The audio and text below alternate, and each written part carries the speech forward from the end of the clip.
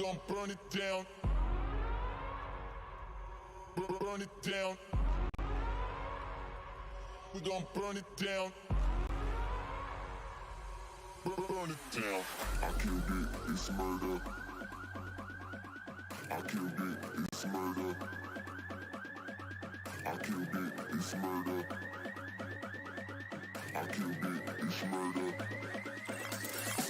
I killed it, it's murder, go crazy, berserker. I killed it, it's murder, go crazy, berserker. I killed it, it's murder, go crazy, berserker. I killed it, it's murder, go crazy, berserker. Yeah. Show them. Yeah. Change the station with a new shit.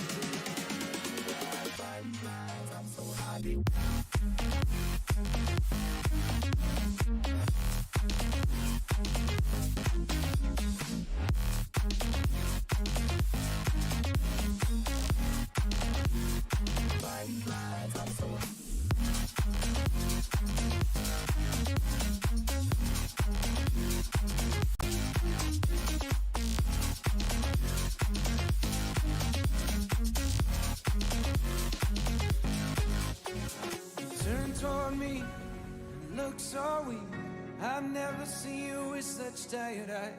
And everything we said we'd be, we just traded for a suit coat and a tie.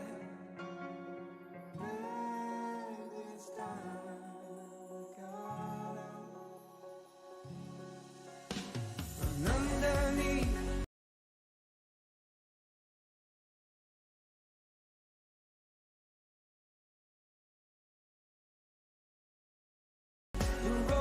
trees, I will see you where the ocean meets the sky. Under your toes, fire grows. You are ready for a different kind of life. Silent for the wind is cold. You must return to the wild. Silent for the wind is cold. You must return to the wild.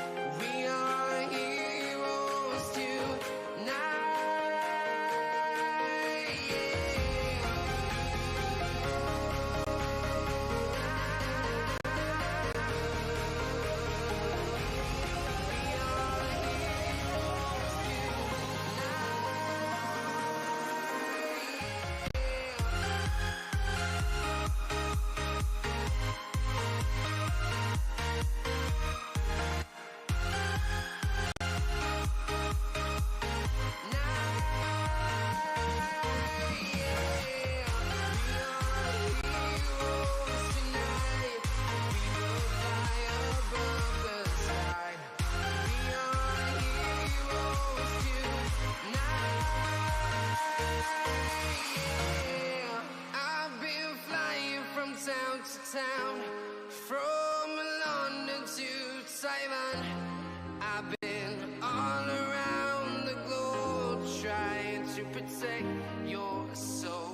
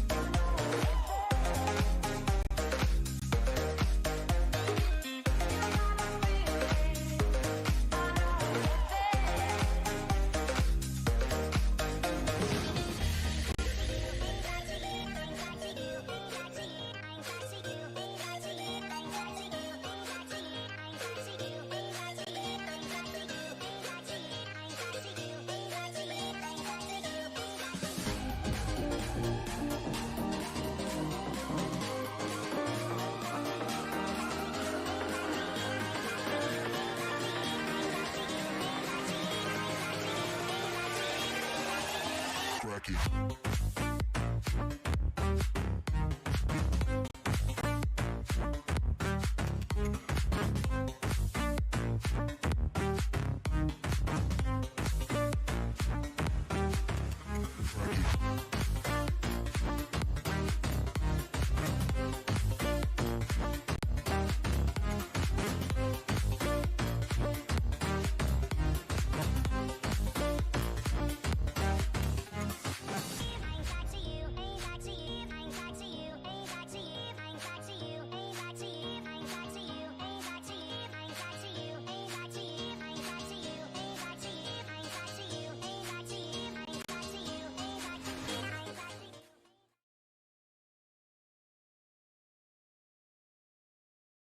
There are only a few seconds to close this round. A headshot! Nice!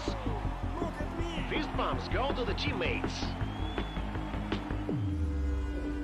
I wanna hear your go, go, go. Make them feel your smashing blow.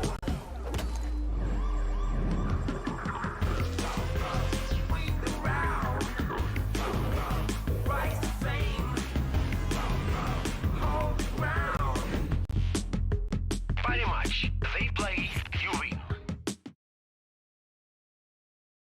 Hello, hello, hello, and welcome as Na'Vi take on Gambit. What a game we have ahead. We've got our main course. We've got our centerpiece of the pie ahead, in which Gambit, a rank 1 in the world, are going to be dethroned by Na'Vi, rank 2. If this wasn't a grudge match, or just an absolute, literally couldn't get a closer statistically match, when they're both 2-1, we're going to see a team here get outplaced by Akuma. Yeah. What on earth? I know. I'm your caster Crapper3 to talk you through this. I'm joined by the wonderful Emma J. Josh, what are we about to see? I don't know. I'll be honest. I mean, you've hit the nail on the head there. We've got a hell of a game ahead of us. Akuma, we've just watched them go all the way through and actually make it to the playoffs, which is crazy. And yeah, I mean, I put out a tweet earlier. It farmed pretty hard. We have never seen a 5-star game before. I've casted 2 stars. I've casted 3 stars. I don't know what star That's your was. sort of tier 1 kind of stuff. I think 5 stars literally requires both teams to be in like the top three, which is insane. We've got number 1 in the world versus number 2 in the world, and I am absolutely buzzing to get into it. As we take a look at the vetoes, of course, Vertigo banned out first. That one gone by Na'Vi. Gambit, they're going to ban out Nuke, so no major surprise there. They don't want to be playing that one. That's their permaban. Both of these teams playing 6 of the 7 maps in the pool, so to be expected. We see Dust 2 out of the equation. They know that In fact, no, they pick into Dust 2, sorry. Dust 2 picked into. Gambit looks like they're going to probably pick into Train. We'll wait and see if they do. There we go. Train in there. And at this point, either team could kind of pick and ban anything right now because they're strong on these final 3 maps. Honestly, I would love to see Na'Vi take out Mirage, simply because it's a map they haven't felt much love on recently. Last time they played against Gambit, they actually lost on Mirage, so instead they remove Overpass. Now, that's interesting. It's roughly the same skill level for them on Overpass and Mirage, except Overpass appears to be the one they just don't want to play, which is weird considering when we saw them in the best of 3 against Gambit about a week ago, they won on Overpass pretty convincingly. Instead, Mirage is our decider, and that's the only map, I think, in the pool Gambit have the advantage on statistically. Yeah. This is going to be an interesting one, to say the least, Josh. And I think for Na'Vi in the veto, definitely the favourites, but that doesn't mean Gambit can't be ruled out. Absolutely, yeah. I think right now, as you say, Gambit definitely favoured on that 3rd and final map on Mirage. So with that veto underway, for anyone that missed it, we're going to Dust 2 first, Train up second, and then Mirage as that 3rd and final. Now, frankly, I see Na'Vi taking this in 2 bites. Yep. I know that seems a little bit crazy, bearing in mind it's such a really contentious game. We've got 1st and 2nd in the world playing against each other. To say, it's going to be a 2-0 seems a little bit out there. But I can see Na'Vi taking this in 2 bites. Definitely favoured over on Dust 2. I think they should take Dust 2 with relative ease. Train, I think they've got a really, really good chance on. If it comes down to that 3rd and final, then I see Gambit taking it. And frankly, I'm not sure whether Gambit win their own map pick or whether they win the first. We're just going to have to wait and see. When you try and get... I mean, when we're used to casting like Tier 2, Tier 3 CS, when we're casting those level of teams, it's very, very easy to look at a side and say, well, these guys are going to win this map, these guys are going to win this map, and it's very easy to predict. Right now, these 2 teams are of such a high caliber, and they're on such good form at the moment as well, that it's almost impossible to predict who's going to come out on top here. Here's the thing. While Na'Vi are good on Train, when we saw them against Banker Pepsi yesterday, Banker Pepsi made a massive comeback against them. Na'Vi really struggled in the second half. I actually think Gambit, a team that have played Train a hell of a lot more than Na'Vi, have that experience, they have that foundation to prevent that from happening. I wouldn't be surprised if we see a 2-1 to Gambit here. Okay, I stick with that. I do. I get where you're coming from there. I think that both of these teams have kind of fallen victim to the, I wouldn't say like the RMR curse, but in these kind of events, we see a lot of people on social media, a lot of people in the chat and things, complaining about the fact that these teams that are at the tier 1 level, they're right at the top of the world, having to play against these tier 3, tier 4 sides. I mean, some of the teams in this Epic League CIS qualifier are literally not even top 100. So the fact that these guys are having to play against these teams to get these RMR points, people have complained about that. Now, personally, I understand where you're coming from. I get it, but I do think that it's a really good opportunity for some of these teams that don't often get the limelight to actually prove what they're made of. Now, both Na'Vi and Gambit have fallen victim to some underdog teams that have come out of nowhere and have put up a hell of a performance. The other day we saw Gambit really struggling against Akuma on Mirage, which is one of their best maps. They went to double OT against Akuma, and they were plagued by technical difficulties. This was on the Akuma side of things, and they narrowly lost out. But we kind of discussed after the map, we thought if there weren't those technical issues, Akuma, they probably would have been able to take that one.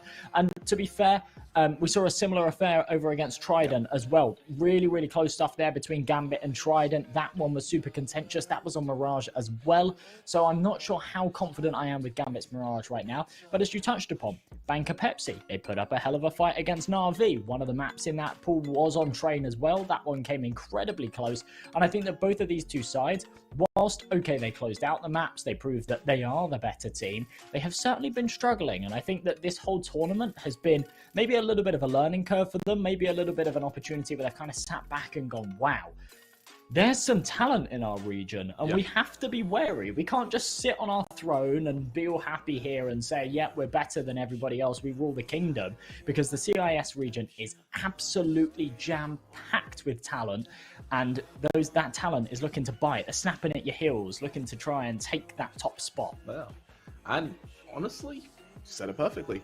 What makes me worried, actually, is in these RMRs, they're so close, is that one of these teams is going to go 2-2. Yeah. Which means that one of these teams have the prospect of being eliminated. And joining in them in the 2-2 bracket, you have what could potentially be, depending on how our games go tomorrow, like Spentropic, VP. These are teams that you cannot, rule out. And, exactly. And Tropic, last time they played against Navi, they won. Exactly. They're a team that you cannot underestimate. And remember, Gambit don't actually have any RMR points on the table. This time last year, when the RMR events were going on, they didn't have a roster together, so there was no chance for them to get those points down. But without further ado, folks, we're going to be straight into the game. We kick things off on Dust 2, Na'Vi on their T side, Gambit on their defense, and Nafany, he's kicking things off by jumping and blocking the smoke. That is a hell of an anti-strat, and it's worked out nicely for them. If that's the degree of skill we're going to see over the entirety of this game, then I actually cannot wait. Early dink onto Hobbit forces him back. Instead, Electronic in mid is going to be heard by Nafany, who is just going to get all the audio information of where Na'Vi are positioning themselves, and that's up short. Perfecto, the only man with utility to get them onto this site, but looking at Gambit's positioning, they're essentially playing retake when it comes to A. They've got two players on long in the form of Hobbit and Shiro. Hobbit already dinked down means that he has to play on the head glitch, and luckily will allow him to shut down Simple, with Nafany finding Bit on the cross, leaves Na'Vi in a 3-on-5, having gone to an afterplant. They are able to get control of short, giving them somewhere to run to, but with Axel responding onto Perfecto, Boomich and Electronic need these kills, they need them quick. The flank in mid is just destroyed by Nafany, leaving Boomich alone. Nafany goes huge, just 3k for him, and what a way to put us underway as Gambit go 1-0 up against Na'Vi. In a flawless fashion as well. They don't lose a single man on that pistol. Na'Vi getting that bomb plant gives them a little bit of extra cash to work with in the next. They're certainly going to be happy with that one. But in the 3-on-5, two players without Kevlar, I don't think so. 1-0 here for Gambit. They kick things off on their CT side with a bang. They're going to go into this next round with plenty of cash. They don't necessarily have to reinvest the Kevlar on a fair few of these players as well, so we will see the rifles come out. And as we take a look at these odds from our partners over at Parry Match, my goodness, are they close. 1.92 to 1.82. These two teams inseparable. And if you fancy either one of them, then make sure you click on that banner down below. Head over to our trusted partners at Parry Match to place your bets. Get that first time deposit bonus.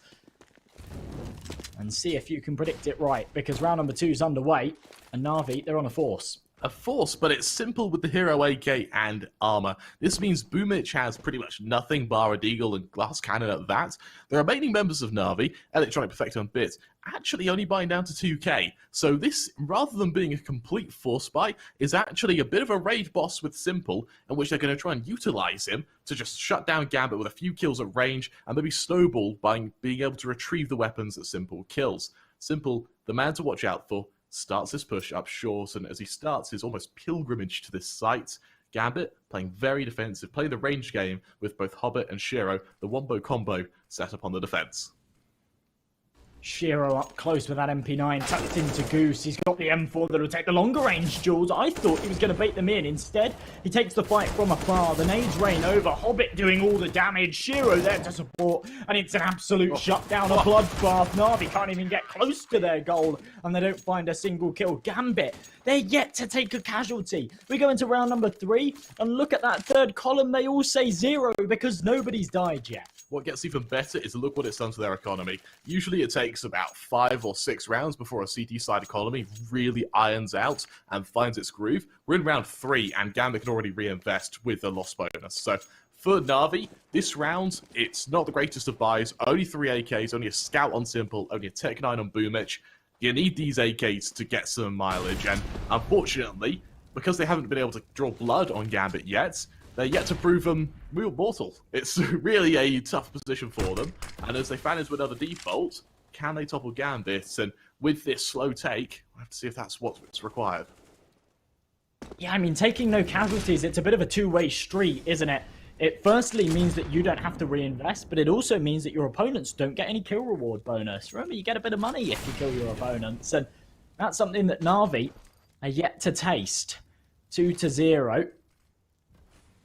Bit of a hefty buy here from Na'Vi, but Boomich, of course, down to that Tech 9 after dropping that Hero AK to Simple in the last bit. Instead of being on the AWP, he's on the Scout, and that's a great nade onto Simple. Gets him down to 59 points of health early. And whilst that doesn't seem like a huge amount of damage, you've got to remember that the one disadvantage that Gambit have being on this CT side is that none of their rifles have that one-hit headshot potential. They don't pack that extra punch that the AKs do. However, when you tag up all of your opponents, you can see 3 of them right now below that 70 points of health mark.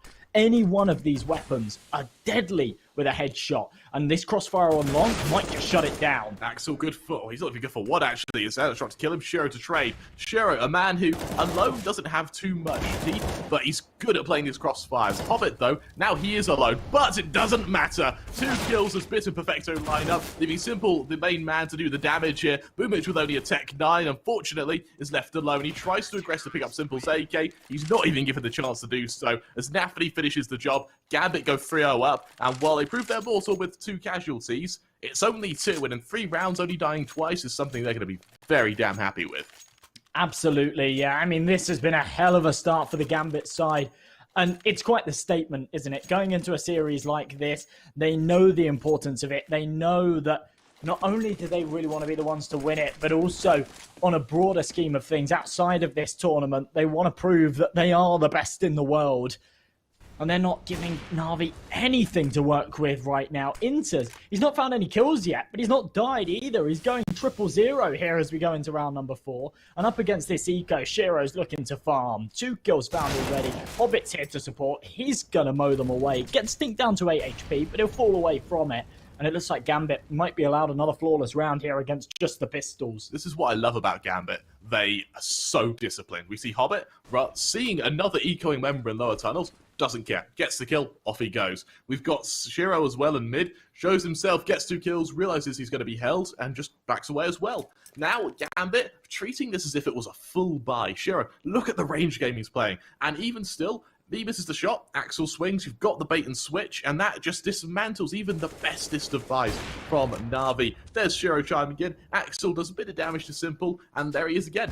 Hardly peeking, knowing full well what Simple can do to him, and knowing full well what economy matters for Gambit. And with that kill, 4-0 up, Na'Vi with a investment now, but Gambit with a ironclad economy. Absolutely, yeah. I mean, a lot of the time, you put it down to whether or not a team's warmed up. Right now, Gambit are looking more than warm. They're looking on fire. We go into round number 5. They've got so much cash behind them. They've got all the momentum. As you say, they've only taken 2 casualties in the first 4 rounds. And that is just insane. Na'Vi finally with enough cash behind them to go for a full investment. Simple on that AWP. Everyone else on the AK-47s. And it's got to bear some teeth. If it doesn't, then I really do fear for them. And my goodness, Axel, what a headshot to kick things off. He can't follow up. He does get traded, but Hobbit's there to support. And Gambit, they maintain this man advantage. There's the beauty in Gambit. Constant trades. Simple. Holding this door. He's waiting for a cross of that player of Hobbit who was able to trade onto Xbox. But with only one man able to fake towards B, we're not going to see Hobbit commit to it. Instead, Na'Vi, who have players going to lower, realise that if they want any hope here, it needs to be crafting their way back to T-spawn, back to tunnels, and then subsequently towards B. They can't do it alone, and as this hit gets ready to come, Inters, a man who literally hasn't seen any action yet, might finally be called to action. Yeah, it's not necessarily that he's not putting up the numbers, it's the lack of opportunity. He's that B anchor, and Na'Vi, they haven't teased anything towards this B site just yet. Smoke goes over, there's not much util left for them to work with. Couple of mollies, flash goes at the back, Inter's not going to be affected by it at all on this close angle. They don't check for him, he doubles down for 2, and Simple now with the sniper about to peek in, misses the shot, and Inter's is good for the triple, proving that he's not asleep, he's here, he's awake, he's just waiting to pounce. And that's exactly what he does. Gambit on to 5. And remember, Kramer, this is Na'Vi's map pick. And this is not the way you want to be starting it. This is a scary tone to set, isn't it? And considering with 5 rounds in, Gambit have only died 3 times total. Now, when you're 4 rounds in and you're 0-0-0, it's really easy to go to sleep. And not literally, but you kind of stop paying attention, you start looking at your phone, and even the best of players will do it. It's a really easy habit to get into. The fact Inters is still alert and still able to respond there is just perfect. Nafany once again with an opening, Bits falls, and for Na'Vi, with players spread around the map, there's no way they can respond without risking further casualties. And you can just see this coordination, this coordinated aggression. It's absolutely fantastic. Gambit there. You see Nafany getting aggressive into the lower tunnels. You think, oh, that's a little bit audacious. In a round like this, but they're against the pistols, is that a risk he needs to take? But what you don't realize is that Hobbit's there on short to support him. As soon as he finds that kill, Hobbit deploys the incendiary. Make sure there's no chance for anyone else to swing and trade, and they get the man advantage straight off the bat. They're always looking for these openings. They're always looking for these advantages, and they make sure they play them to a masterful degree. It's 5-0. It's looking like it should be made 6, and Gambit, they are feeling comfortable here on Dust 2. Luckily for Na'Vi, they do have the utility to go for an execution now, a full execution up short at that. But Shiro and Hobbit, this is a wombo combo we've seen work on long, on this very same position with rifles, and again with the SMGs.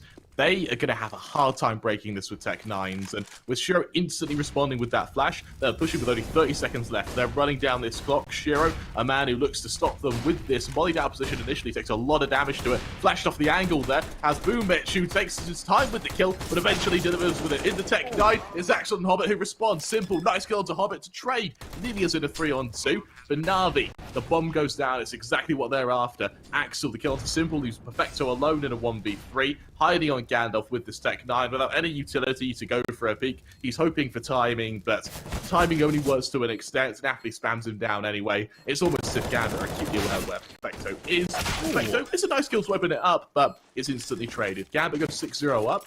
But for Na'Vi, considering how in their eco they've done more damage than they have the entire game, it shows that actually they may be adapting. Absolutely, yeah. I mean, Simple right there showing us the power of the right IP onto Goose. I didn't even see him on my screen, but he's able to find the kill regardless. Unfortunately, it's just not enough. It merits them a bomb plant, but we don't see any more than that. My goodness, our partners over at Parry Match not favouring Na'Vi's chances here at all. We go 1.2 to 4.2 here for the map 1 odds, and this is Na'Vi's map pick. If you fancy their chances of coming back into this one, make sure you click that banner down below. Head over to our partners over at Parry Match to place your bets so you can get that first time deposit bonus. Because my goodness, folks, it's early stages, but Gambit, they're looking unstoppable. They may have found a solution. That's the fast play in mid. Nafany falls, no trade whatsoever. Gambit now, man down, Simple, scoped in, awaiting the trade, or the attempted trade from Gambit. The flash forces him away. Hobbit on the cross will spot him out. And with that, Na'Vi now go for control on short. The man to worry about will be Shiro, who's positioned over on car with that up. Axel, who clears long fully, apart from in the doors, is where Electronic lays, coils like a viper, ready to strike. For Gambit, this is where they're called to action. Can they stop Na'Vi on the execution? Well, it's an execution elsewhere. The smokes have gone down, but with no manpower behind it, it must surely make them think that actually this hit alludes to mid. With Boomer shutting down Inters, Hobbit has to go massive. Na'Vi ready to swing straight into him. Shiro with a fade of smoke in mid, caught out by Electronic anyway, and now Hobbit has to go huge. The split comes underway. The timing needs to be perfect though. Electronic, does he push preemptively? Yes, he does, and before the players are able to come out from tunnels, Hobbit's good for one. Having tagged down Electronic though, it's not enough. Na'Vi, they finally break that dry spell. They finally put themselves on the board as they make it 1. Na'Vi needed this round, not just to put it on the board, but to prove to themselves that Gambit are mortal and that they are capable of taking rounds here on this T side. Of course, 6-0, it's a one-sided scoreline, but it's not too far gone just yet. Na'Vi, they've still got a chance of coming back into this one. It's very easy to lose the control in the early rounds, especially after losing the pistol. That's kind of what we saw, but this round, much, much better. And Axel, he's just going to save that all. Don't blame him at all. They've got loads of money behind them. He doesn't want to be throwing it away. He's got by far the least amount of cash here on this side. They've still got enough cash behind them to go for a back-to-back buys. So they're not going to be two-phased just yet. And Na'Vi, this is the issue. When you allow your opponents to take this early lead and take this early lead without taking too many casualties, it means that when you do win a round and you think that maybe you'd be allowed a freebie off the back of it, you're not. You have to face up against multiple full investments before you're in the clear. That might give them the opportunity, though, to tie up this gap. Let's see whether they can do it. So attempt to do so. Na'Vi peek into mid, and what a wallbang from Simple there. Inter's leg down instantly. You actually see a peek in mid there with the M4. That's pretty cheeky from Nafany, who tries to punish Simple. Unable to do so, though. Instead, Na'Vi with control on long, they don't swing on it fully. Instead, the flash from Shiro will cover his teammate as they both make their way back to site. Na'Vi with a 4-man commitment at that are going to forego some map control to tunnels where Gambit look to re-aggress. And it's the exchange of control. We see Na'Vi take long, Gambit take tunnels, everyone's happy, and Na'Vi none the wiser to the fact that they've lost tunnels. However, the rotation to T-spawn may be able to prove otherwise, as Axel, making sure he doesn't overstay his welcome, has instead Nafany the man who has to worry about Na'Vi who encroach on his position. Yeah, call that pick what you like. Cheeky, brave, perhaps absolute madness. Nafany, the aggression, it's perfect. In the lower tunnels, catches out Boomich. There's no way he's expecting that one. And while Perfecto would be anticipating Nafany to fall right away, instead Nafany sticks around. He knows that if he stays quiet for long enough, they might not be expecting him to re-aggress. Perfecto, as he works his way back into the tunnels. Nafany, not quite blessed by timing. But I don't think he was seen either. I think that was just a pre-fire from Perfecto. And as he re-swings, Nafany's good for another. And Gambit look like they might actually be able to recover off of their round loss. You need to remember, there's only about 25 seconds left now. Na'Vi desperately need to get up from long.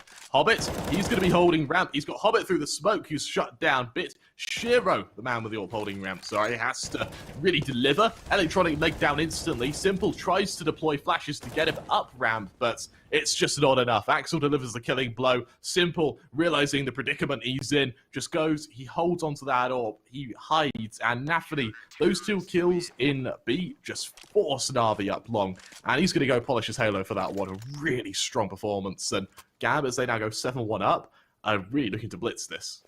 That was actually a really interesting smoke there from Hobbit as well. I'm not sure the purpose of it, but he threw, after the first cross smoke came in, he actually threw another one to the left, but he threw it too far forward, so there was a gap in it. I don't know whether that was to bait Na'Vi into thinking that the secondary smoke had been thrown, and then he could abuse that gap, but it was an interesting one. Doesn't quite work out for them. Either way, they still win the round, and Na'Vi, whilst they're on another fall by, they're 7-1 down, and they're really struggling on their own map pick of Dust 2. Simple scoped in on mid, attempts to open things up for Na'Vi, but considering the failures been able to do so far, once again, unable to find a kill. Gambit just don't peek into him. Instead, the contact is from Nafany onto Xbox. That's a really messy spray transfer, and with him falling, Boomich comes out on top. Hobbit now up on shorts, ready to peek into Na'Vi. Once his flashes go down, Boomich catches him out, gets the kill. 5-on-3. Shiro, what does he do next? With Na'Vi preparing for a hit straight into it. Well, Na'Vi looking like they might be able to pull off another one here. It's come out of nowhere, but they've found the 2 openers. Hobbit and Nafany, 2 of the harder hitters here so far, have been taken down, and Na'Vi, they've taken mid-control with it, as it looks like they're about to go for a B split. It's only Inters. Of course, he hasn't been all too challenged here so far this game. Now he's got opponents coming in from all angles. The Molly, it clears his position. He's swung into the open. There's nothing he can do. Perfecto. He's able to finish him with the fire as Boomich applies the pressure. And Shiro, whilst he finds a flanker over towards that long side of things, is not going to make a huge amount of difference. It's going to be a very, very easy save call here for Gambit. But another round on the board for Na'Vi. Whilst they're still trailing quite heavily, they're showing us that there's life there. With that kill from Shiro, he also reveals to Na'Vi that he's saving, which will alarm Gambit to say that, or which will alarm Na'Vi to say the least. It means that they can go straight for a hunch if they want to. Their economy is not in the greatest spot, so they don't. Instead, they play it disciplined. They just hold back. They wait to see what Gambit do, and if Gambit go for some exits, they haven't. It'll be a 7-2 lead, and that economy from Gambit, now Na'Vi is starting to get some kills. We see it's taking a bit of a battering. They can invest, but only just. There's money behind them. There's money behind both of these teams, in fact. For Gambit, though, it's starting to deplete a little bit. In those opening rounds, we saw them absolutely flourishing. They had so much money. They hadn't taken any casualties. They were in a brilliant position. Right now, Inter's on $50, Hobbit on about $1,300. There's still cash there, but it's starting to deplete. And this is Na'Vi's opportunity to take the reins here of Dust 2 and take what's rightfully theirs. As the aggression comes in through mid, no one there to contest it. The AWP has gone elsewhere. There's heavy presence towards long here. That's where Shiro's sniper lies. And as we go for the run boost around the corner, Boomich not going to spot anybody out just yet. But they've taken a lot of legroom early. A smoke on short should alert Na'Vi to the fact that Gambit are waiting for them. Their position, their speed of short control hasn't merited them much. Nafany in mid, he hears everything. He hears all, and while he may not see all, he definitely painted a picture with that audio.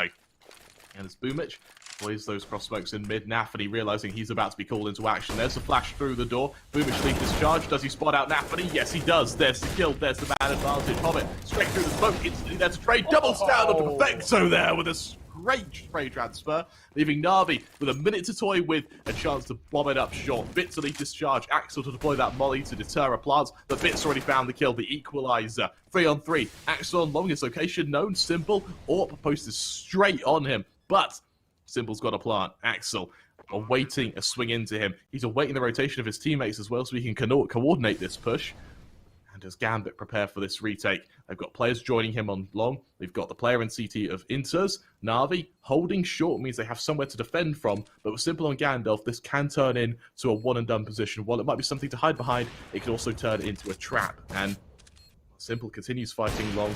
He's just poking his head up, sees the top of the hat. Can't quite take it off, though. Bits certainly can. Kill onto Winters. Electronic for another. Axel to trade in the 1v3. Good for one. Jumps up. Simple finishes the job. For Na'Vi, that'll be 3 as they start building some momentum. Throughout the entirety of that retake, there was not a single piece of utility on either side. And that always favours the T's. They can sit in those post-plant positions and they can wait for Gambit to walk into their crosshairs. It's so powerful and it works out beautifully for them. 7-3, Na'Vi. I hate to say it, but they're looking like they're starting to close this gap.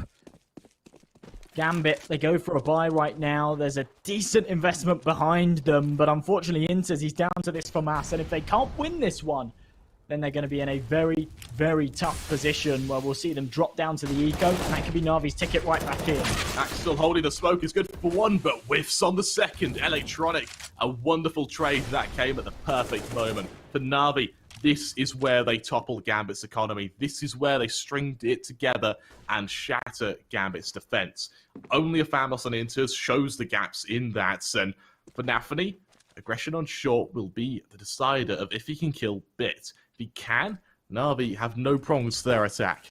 Instead, it will be a chance to brute force it up long. Hobbit, as he hard clears mid, spots out Bits, taps him down, while it's very damn messy. With the assistance of Nafany, eventually he kills him. Showing himself in T-spawn means to Na'Vi, they've got only one choice but forward. There are the smokes, with only a single molly left. They desperately need it to work. Sure, actually smoked off by his teammate there. And for Inters, he gets ready to go straight through this. Simple, ready to lead this charge. Electronic and Shero exchange blows, meaning Simple has to go huge. Perfecto means he doesn't have to. 2-on-2, Simple onto Nafany, leaves Hobbit alone. 1 versus 2 now. As he goes up from short, Simple hits the shot. And while Simple has had a quiet game, at least he's able to deliver when it matters. 7-4, and Gambit now starting to sweat a bit with their economy looking fairly dire.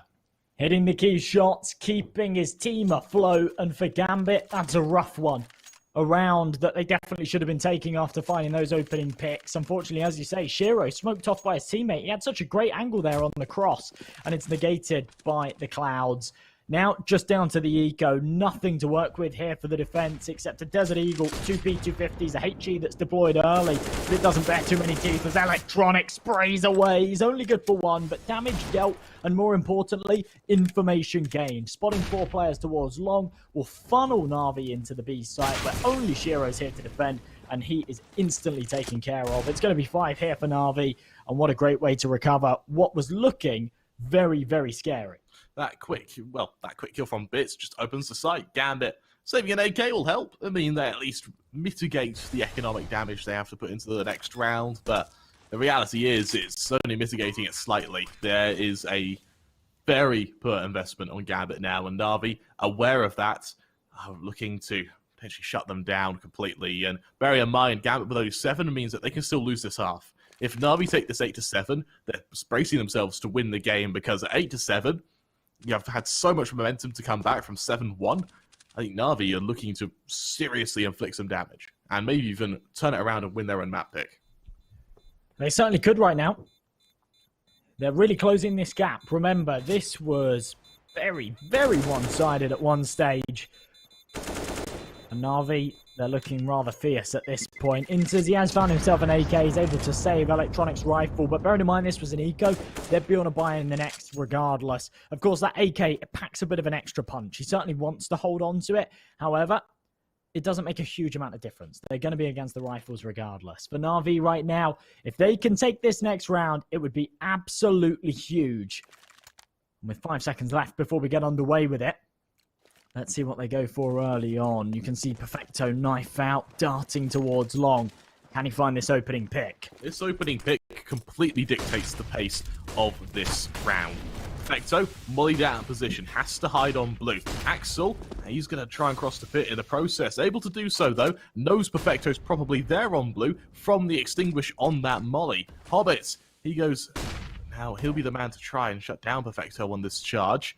And as flashes continue to pepper his position, Hobbit, almost scared of being the one who has to aggress Perfecto, as he continues to hide, we see the beauty of that economic damage. With Perfecto, he's good for one, traded by Hobbit, but there's no utility on Gambit bar Nafany, who's nowhere near the remaining members on long. Because of that, Na'Vi, they have enough for an execution, maybe even a fake and an execution. Gambit, they just have to take the man fights. They have to just face fight it and hope their aim prevails. Nafany, he doesn't hear anything in mid. Na'Vi, they've gone completely stone cold silence, waiting to see if Gambit chooses to aggress. Inters the last line of defense here towards this B bomb site, but with Hobbit finding that kill, it puts the numbers in their favor.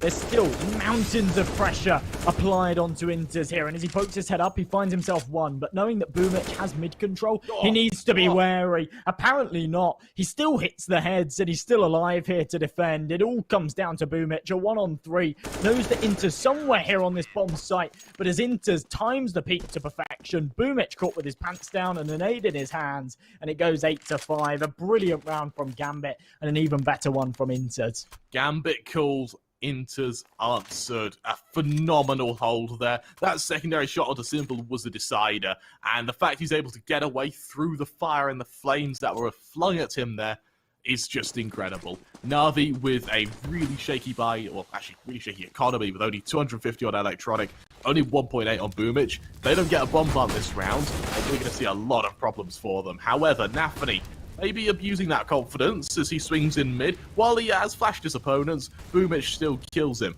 Hobbit now on short, very alone as he's flashed off the angle, and Bit, well, he hasn't ingressed him yet. He's seen the backpack of Hobbit. He knows aggression's coming, and because of that, Hobbit has to pray he has the timing on Bit now as he sees the hand, but Bit doesn't matter. Good for one. Axel, he also falls as Bit's good for two. That opens up the ace site, and Gambit with Inters and Shiro, the last two players left standing, with no economy behind them. They may just have to save, but looking at Perfecto's position in tunnels, that may not even be given a chance for them.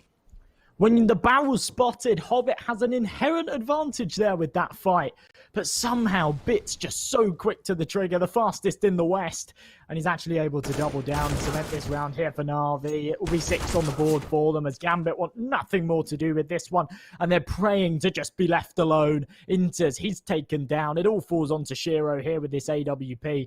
And if he can save it, fantastic. They can force into the next around it. Of course, it's the last of the half. Why wouldn't they?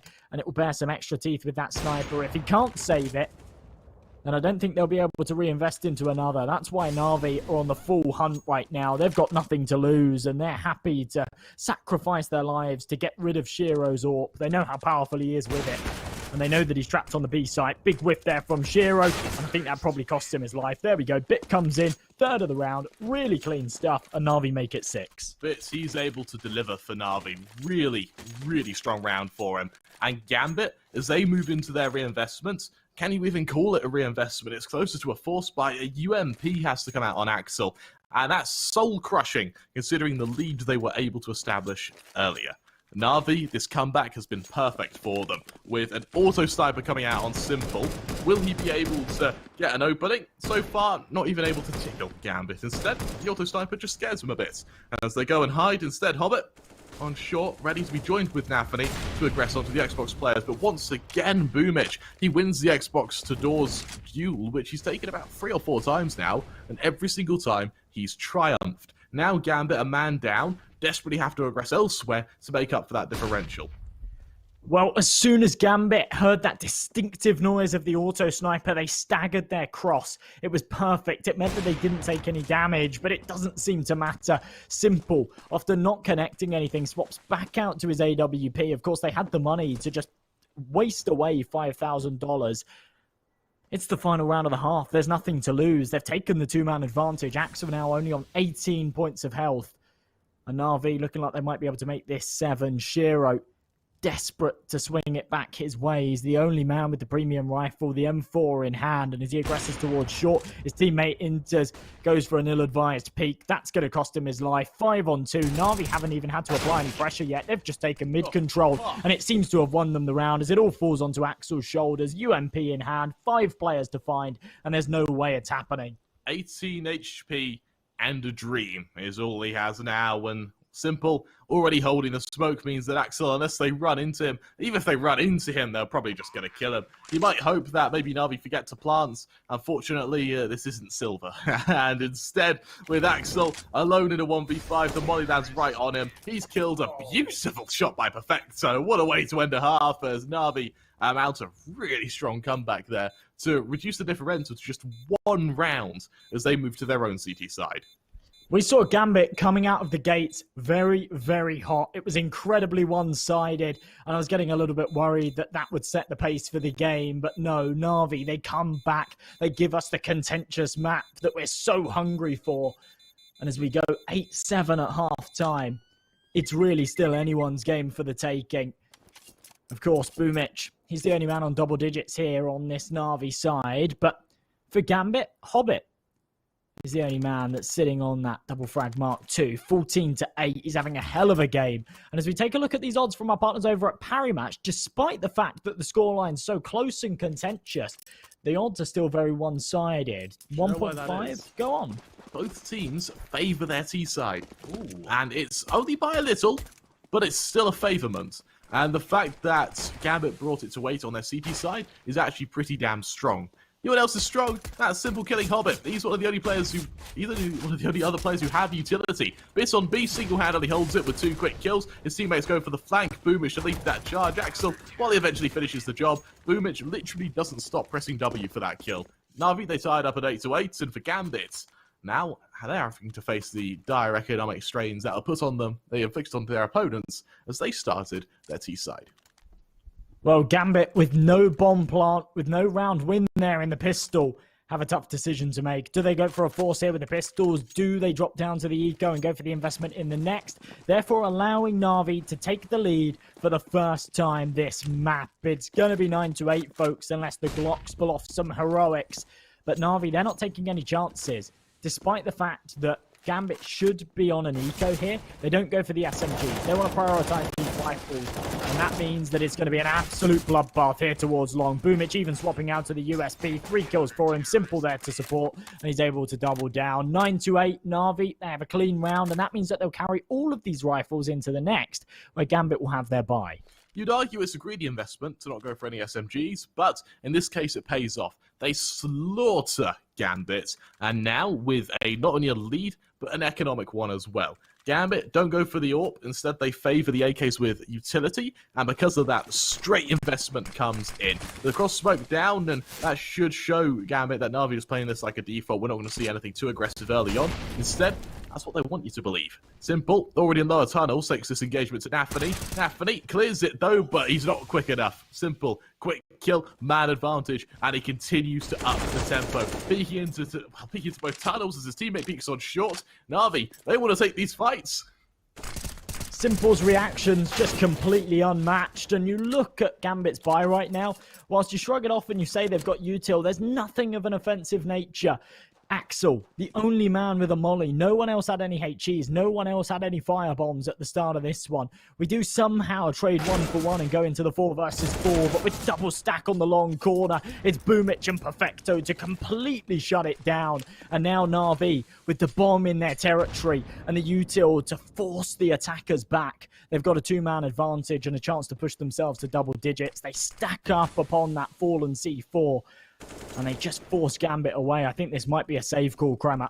I think it's safe to assume it will be, as they hightail it out of there. Both Hobbits and Inters, they flee, they cower, they await the timeout, and unfortunately for them, it's 35 seconds away, and in CS, that's a long bloody time. Inters, he cowers by T-Car, and as he does so, it should give Hobbit a bit of a false sense of security as he hides under long doors.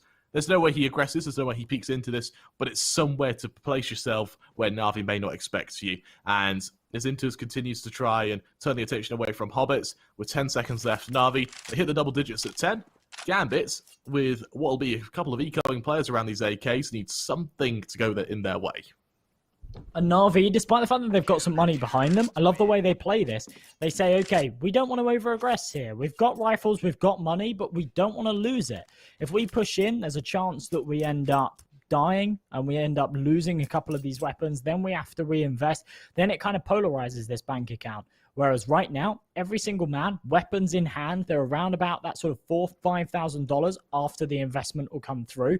And they're in a very, very powerful position. Gambit, they call a quick timeout before going into this buy-up because it's a bit of a weird one. You don't often see situations like this where Hobbit and Inters have saved from the last. So they've got no money at all. Both of these players are on double eco right now, and they've got the full investment. Their teammates, however, have got enough money to buy into the next, but that will mess the whole system up. So they have to go for the force buy here. They have to cross their fingers and pray that it works. And if it doesn't, Na'Vi will be on to 11. Gambit will be on an eco. And we'll see Na'Vi potentially snowball here on their CT side. Yeah, I don't like this force buy, Josh. I don't like it. While the scout may do a bit of damage to the player crossing, it does a hell of a lot of damage to Simple. Turns out, a bullet to the skull is a bit more than damage, actually. It's just a death. Simple falling gives the man advantage to Gambit, but being unable to retrieve the weapon Simple had means that their economy is, or their buy is still a little shaky. They still only have 2 rifles, and while Nafany might consider the peek in mid, unfortunately for him, Na'Vi, they seem to have it fairly well defended. The flashes go out. Perfecto with this AK is going to look to hold B. Unfortunately, the timing is not there. They're already out. And while he deploys that smoke, he doesn't even deploy it now. Gambit straight out, so with Hobbit getting the opening, suddenly Gambit bear a lot of teeth with this attack. With such a messy buy as well, you wouldn't expect it, but they've taken the B-bomb site, and Na'Vi have a tough call to make right here. Do they go for the save? Do they try and make this happen? It looks like it's going to be the former. Boomich does actually connect a shot there onto Nafany. I don't think he expects it, but either way, it's not one they're going to go for. That B-bomb site, it's notoriously difficult to retake, and they have to fall away. It's going to be 10-9. Gambit pull off a round that they had no business in winning. And we keep this one nice and close. That's what we like to see. Tell you what, I was pretty close to ruling Gambit out of this, actually, considering they were 7-1 up. Na'Vi, who have kind of hit their CT side with irreconcilable ferocity. Gambit actually recovering now means that we may have a much longer game on our hands. I wouldn't be surprised. These two teams, they're inseparable. Remember, #1 in the world versus #2 in the world. True. I mean, the odds from every single site were dead even. No one knew who was going to win this one. And Gambit, whilst they came out with a very, very strong start, it's gone back and forth since that point. Na'Vi leading by 1. They've got some cash behind them, so with saving those 3 rifles, they will go for a couple of reinvestments. Over on the Gambit side of things, a full buy, but unfortunately Shiro demoted off of that AWP. Instead, he's down to the scout. However, last round, that didn't seem to be too much of a contingency. He hit an incredible shot onto Simple. This time, that can't be repeated. When these sides played against each other on Dust 2, not 12 days ago, it was a 16-12 in favor of Na'Vi.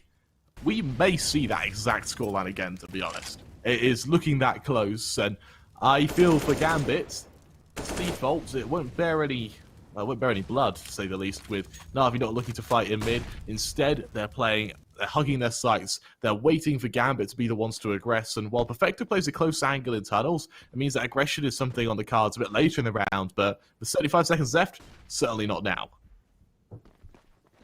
Boomich jiggling on short with this HE. No one there to contend with him. Nafany a little bit deeper. Instead, it's long control. Simple on the angle, ready for anyone to peek into him. It'll be Axel or Inters to take that first point of contact. Maybe Shiro tries his luck. Instead, the smoke goes across, and Simple says, I don't want any more to do with this. As soon as those smokes go down, There's so much possibility. They could either push through the smoke, they could come on either side of it, but Electronic hitting that shot into the lower tunnels is massive. Simple will now deploy that smoke onto Catwalk. He'll try and go for the shots. Misses a bit of a routine one, but Electronic still firing away. Triples things up. Axel finally trades, but the man advantage goes to Na'Vi's favor. Axel low on health. Shiro needs to go big here. He's just got no opportunity. He's desperately looking for someone to fight, and well, Axel, low HP, he's the only one who can bring this death. Perfecto tagged down by the scout. Perfecto finished off by Shiro. Now Shiro's getting his meat's worth. Simple through the box. It's the wall bang. Shiro the molly to the turn-ready swing. He switches to the deagle, pushes into both members, and falls in the process. Gambit, they fall once again. Na'Vi with 11, just inching ahead of Gambit, one pace at a time. And with 11-9, they are able to invest next round, as will Gambit. And this is where we see a true and utter test to who can win this, what would probably be this side. It's a full buy, not a single expense missed on either side. A rare occasion now with the current meta. Such a close, such a messy round, but Na'Vi are able to prevail. Now they have to do the same again, but against the full buy, as you say. AK's out, AWP here on Shiro. Full util on every single man, but if they lose it, there's going to be around about $1,000 in the bank for every other man. Early presence here towards short. Nafany takes a tickle of damage. It's not going to be anything that phases him all too much. But Hobbit eating that grenade. That one's going to damage him a little bit. Electronic on the angle, deploys the molly. It's a little too deep. Hobbit not going to be phased by it. Takes the jewel and wins it. Now he needs to be very careful. Redeploys the smoke, and I think he might have been spotted momentarily there, but not for long enough that Simple can fire off the shot and connect it. Oh, that's a bit of a whiff. And that's certainly going to cost him. If there ever was a time for Hobbit to prevail, that was it. 2 kills, opens up the site. The trade from Boomich is controlled on long, but without a kill, it makes it even tougher for Na'Vi. The bomb will go down, and Na'Vi, they don't even move. They're going straight to the save call, and with Boomich and Electronic both on only triple digits, Electronic only on double digits for money, it means that they really need to hold on to these rifles. Looking at the rotation of Gambit, they're looking to hunt Axel to lead discharge. Will it be enough to topple Na'Vi? Boomich leads this peak. Axel tagged down and finished. Trade there by Hobbit. Leaves it to the B players who both cower and wait for Gambit. Will it be enough? As Shiro peeks into them and Hobbit, and enters, sorry, awaits the control in tunnels. But a huge round there from Gambit, one that realistically they needed to win, and they're able to tip it over the top. For Na'Vi right now, I'm not sure what's in store for us. Perfecto and Bit saving means that they can drop. Simple's got just about enough in the bank to invest. I think we'll see a full buy come out here. There we go. M4's drop. Ooh. Simple retrieves that sniper. And look at those odds from our partners over at Parry Match. Finally, they're ever so slightly favouring Na'Vi as they draw closer and closer to that finish line. Remember, folks, if you fancy their chances here, then make sure to head over to our partners over at Parry Match to place your bets. First time deposit bonus up for grabs, and it's not something you want to miss. Na'Vi on this CT side, heavy presence towards this A bomb site. And Simple, for the first time, aggressing towards shore. Won't be merited anything for now, though. Instead, eats a grenade. Tagged down early. Gambit on the response, go for mid control. And this mid control is without smoke, so it's actually quite quiet, meaning Perfecto, when he brings out shots of his own, it's instantly a response. Damage onto him, he's lucky it doesn't kill him. Hobbit, he expects there to be a player over on scaffolding. Instead, they're both on these wooden platters, and with Perfecto and Electronic both eating that nade, it's cumulative damage, where it hasn't killed them yet, but later on, a nade may do 50 damage to Perfecto. That would kill him. And as we see Gambit stack up on short, the man to worry about is Electronic, who, just like that, deploys the last grimmets of utility he has left. Nafany, peeking above this smoke, hopes for a boost instead now. Can Hobbit exploit this angle? He awaits a peek from one of these members. Either Electronic or Simple to get to Ambitious, then he drops into CT. Clears what he can. However, he doesn't clear Perfecto, who's got the angle. Simple chimes in on Nafany, putting us into a 3-on-5. Perfecto jumps up, tries to do the damage he can, makes a bit of noise and goes back to hiding, but with only 2 flashes left, now Gambit need their aim duels. Inter's good for 1. However, the bomb in mid, in no man's land. Shiro, orb in hand, peeks on top mid, spots out the Deagle of Boomich as he backs away. With 20 seconds left, Perfecto onto enters, means Shiro has to save, and Na'Vi, on their force buy, are able to claim victory. Well, it's absolutely huge, and Shiro is looking to save this orb. He finds the kill, but if they hunt any further, he might risk dying after time. I don't think anyone's close enough to him to be able to find him, so it will go 12-10, but it doesn't matter. That's a huge round for Na'Vi to take, and such a messy one at that. 12-10, they draw closer and closer to the end here. And for Gambit, I think there's probably one last buy in the tank. We see the AKs come out. We see Shiro having to drop here. There is huge reset potential for Na'Vi, and if they can reset Gambit right now, it would be such a massive time to do so, that they'd be able to push themselves onto 14 and beyond. We could see them close out this first map. After such a shaky start, they've recovered it beautifully. Gambit, who were 7-1 up, have really lost all the wind from their sails. They've been shaken, and with Boomich aggressing into top mid, Axel this time ready for it. Quick kill, and that push just does not work out. Gambit with 3 players in tunnels now, including the bomb, may consider just hitting to over on B. With Hobbit, spoiling the players on short as well, means that for now Bit has to be the one to go huge. Good for one, unable to double down as Inters is the one to do just that. 4-on-2 now, and for Gambit, they get the site, they get the plant, and while Electronic tries to save, Max tries to prevent it. He's shown why he shouldn't get between Electronic and his objective. Hobbit doesn't even consider a hunt himself. Gambit should make it 11 as they come right up to Na'Vi, pushing it to just 1 round, being what separates the two of them. And while you mentioned Gambit could be reset, look at Na'Vi's economy. That too isn't in a pretty place. It really isn't. If they can save on both of these members, then we will see a buy in the next. Simple and Electronic will have just about enough cash to be able to drop over to Bit and Perfecto. Boomich should be able to buy something for himself, whether that be an M4, whether that be a FAMAS. There'll be something there for him to work with. But that was a must-win round for Gambit, and they pulled it off. They show that when it comes down to it, they're able to stay afloat, they're able to stay alive, and, well, there we go. It'll be a FAMAS on Boomich. Perfecto and Bit will be dropped those M4s. In fact, we see an AUG go over to Perfecto, but same principle applies, I suppose. For Gambit, this is now the must-win round. If they lose this one, there are some serious problems afoot for them.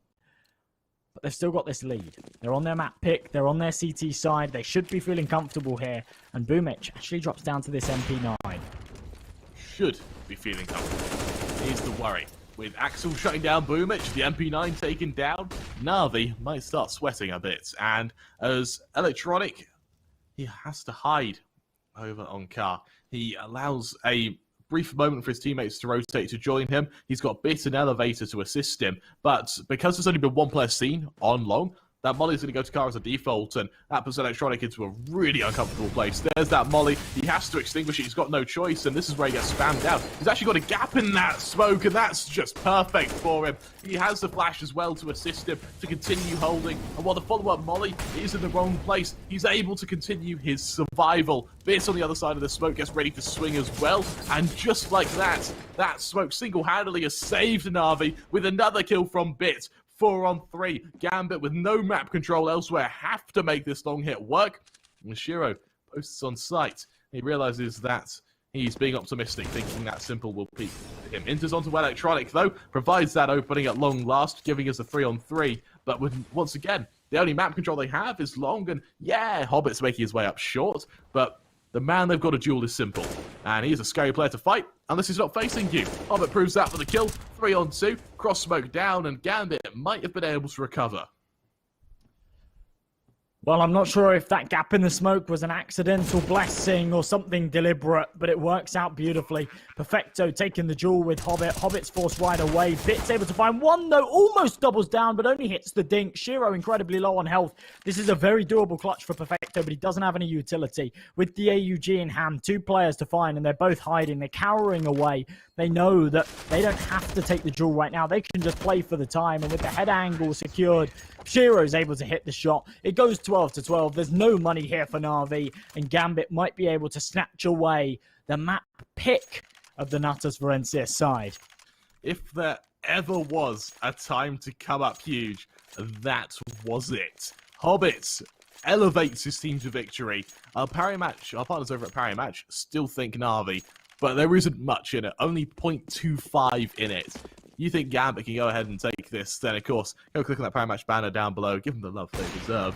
Na'Vi, they're looking for some love now on the Seco. It's a stack on long, the nades, they're perfect. Simple onto Nafany, gives an opening. Able to retrieve the Mach 10 as well, means that they have some teeth to bear in Gambit's attack on B. With all three players moving into tunnels, Axel, he should spot out the rotation in mid, but he needs to be careful, he's not too slow. Perfecto, the Zeus, I know you love seeing these, Josh, however, it just missed. However, that being said, Na'Vi, they're already on the site. They've read it perfectly. They've rotated in time, and with Perfecto jumping, he shuts down Inters. 3-on-3, and these AKs are struggling to get to this site. Simple and Bit ring out kills, leaving it all onto Hobbits. And in a 1 versus 2, he's got to deploy Yuta where he can. There's the swing. Good for 1. 1v1 with Simple. Simple on the jump spot means Hobbit has to desperately try to reload in the corner. Tag down further. Simple. Can he finish the job? Continuing to just toy with his food. Jumping for the jump spot. Hobbits, he can't risk going for this bomb. And Simple falls to Hobbits. But for an eco, that was a lot of damage. I mean, it would have been huge if Na'Vi had won it, and it came oh so close to it. But as you say, an eco round, 4 kills, it really, really does damage that Gambit economy. It's a fantastic round from the Na'Vi side, but it's going to be one that Simple's tilted with. A single bullet connected there with that P250 would have finished off the job. And now, whilst they go for a buy, it's not great. A couple of FAMASs in play. Simple unable to pull out that favoured sniper. And Bit lingering close to mid, ready to take a duel with Hobbit as soon as this smoke fades. It all comes down to timing, though, as Hobbit looks hungry for this one. Through the smoke, though, he takes a lot of damage, and with the follow-up nade, use the next box, he's dead. Fortunately, Electronic pushing on short makes him dead either way. Once again, Na'Vi have a man advantage, but this is the problem they have. Holding it appears to be their biggest issue. And while he's on log, means Boomich has to cross. He gives his position away, but with a teammate to assist him in the form of Simple, Axel, he won't overextend his welcome. Instead, Gambit are going to have to rely on this hit up short. Man to worry about, there'll be Electronic, a man who's already drawn blood of Gambit. Has now got Simple to support him with this take, and with a minute to toy with, and with all the utility in the world, Gambit, the way is paved for them to hit this site. But is it paved in time? There's the flash. Here's the attack. Simple hiding with Electronic. Electronic, he'll see if he can flash his teammate out, but Inters just deletes Simple. Nafany onto Electronic. And that is a really hard angle to hit, especially when you're trying to push at the same time, but it does not matter. There's the bomb plant, there's the man advantage, and Na'Vi, we look at the players on B, they've just got to save. Boomich deploying his utils, so not so he can consider a retake, but so he can get the hell out of there. As Gambit hit 14, and at 14-12, Na'Vi, they seem to have buckled under the pressure of Gambit. Simple Electronic, they just needed to hold that line. On the site, they had the man disadvantage. It was absolutely integral that they hit their shots, and they weren't able to do so. Nafany and Inters, 2 beautiful kills to come through. It secures them the site, it secures them the round, and it takes them to 14. Now, not only is this 14 rounds, but this is 14 rounds on their opponent's map pick, and that is worth its weight in gold. Na'Vi in a position where, realistically, saving 3 members, they have to buy into this round, but they don't have a lot of money to do so. For Simple and Electronic, the best they can be dropped here is for masses. They're going to call a quick timeout to discuss what the game plan is right now, because they've got 2 options. They can either go for a couple of pistols here on these members, play for the next round, play for the 3 in a row overtime, or they can go for the force buy, cross their fingers, hope for the best. It seems like it's going to be the latter, but look at those parry match odds, folks. Our partners really starting to think that Gambit have got the best chances of closing out this first map. If you still fancy Na'Vi's opportunity, then make sure you click that banner down below. Head over to Parry Match. This might be one of your last opportunities to do so here on map number 1 of this series. And if you're a first-time user, you get a great first-time deposit bonus. Round number 27, Kremer. I hate to say it, but I think this might be the deal breaker. If Na'Vi lose without a save, no money left, they get destroyed. Gambit, they too have been investing. They just have enough economy, but Na'Vi, in winning this round, might be able to retrieve enough momentum to close it. Gambit, heavy stack in tunnels to start this off, and we may see all the pressure put straight onto Perfecto. Hobbit, who's made his way onto short, is going to be the man who has to sell the fake here. There's that smoke being deployed just to try and deter a push, but as he continues to throw it, instead, Bit, he'll be joining them on B. Now, 2-on-4 for the, or 2-on-3 really, for the players who go for the 3-man boost, looking to peek over their smoke, unable to do so as Hobbit hears the control on short. He knows electronics on the other side of this. He plays for timing, but as he drops down, he has to commit to this hit, and for Gambit, they may have just taken too long with this B hit. Look at the rotation of Na'Vi. Finally, we see the flashes. Finally, we see the push, but Bit's good for 1. He spray downs 2 with the flash as well. There's no trade from Gambit. Only limited utility means they just have to hold the angles into some Perfecto exchange blows, but Simple's there to assist them. Good for 2. It's all on Shiro. From the flank, Boomich delivers, and Na'Vi, they make it 13 with only 1 round separating them and Gambit. Gambit are absolutely in a position where they could lose this lead. It's a weird one as well. Hobbit, he's got no money. The rest of his teammates have got enough to buy, so I imagine we'll see an investment with maybe him just on a deagle. But what a recovery there from Na'Vi. Beautiful shots from Bit. An even better follow-up from Simple. And that information that they got early on towards Long was absolutely incredible. It allowed them to rotate that second man over towards the B site. There are 2 players in mid there to support if needed, but it just wasn't required. Simple and Bit got the job done single-handedly. Absolutely incredible stuff. 14-13, Na'Vi, if they win this next round, I think they might just be able to topple this one. I mean, look at it. It's 14-13. Gambit, they've got no cash behind them. If Na'Vi take this one, it'll go 14-14. Gambit will probably be on a shaky force in the next. If they can't pull it off, then Na'Vi might just be able to take it in regulation. I think overtime's definitely on the cards right now, but it all comes down to how round number 28 fares. And we get underway with it, Crema. Heavy presence towards middle and quite a stack towards this B site.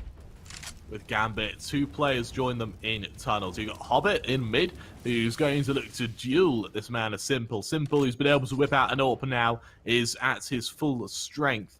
And while he might not be delivering in frags, he now has the means to do so. Bit, that nade onto Xbox does a lot of damage to Hobbit, and that's definitely a confidence builder for Na'Vi that once they see that assist come up in chat, should they kill him? Instead, for Na'Vi, this lull, this silence, this quiet before the storm, as Gambit brace themselves and set up on shorts for what could eventually be their hit. Hobbit, he's taken a little bit of early damage. That's all we've seen so far. There's been a minute expended on the clock, and well, there's not been a lot of control taken here for Gambit. There's not been too much presence either. Na'Vi, they haven't been contesting that mid control. Instead, they've got Bit just holding passive in CT, waiting for some kind of B split. That's where he'll pounce.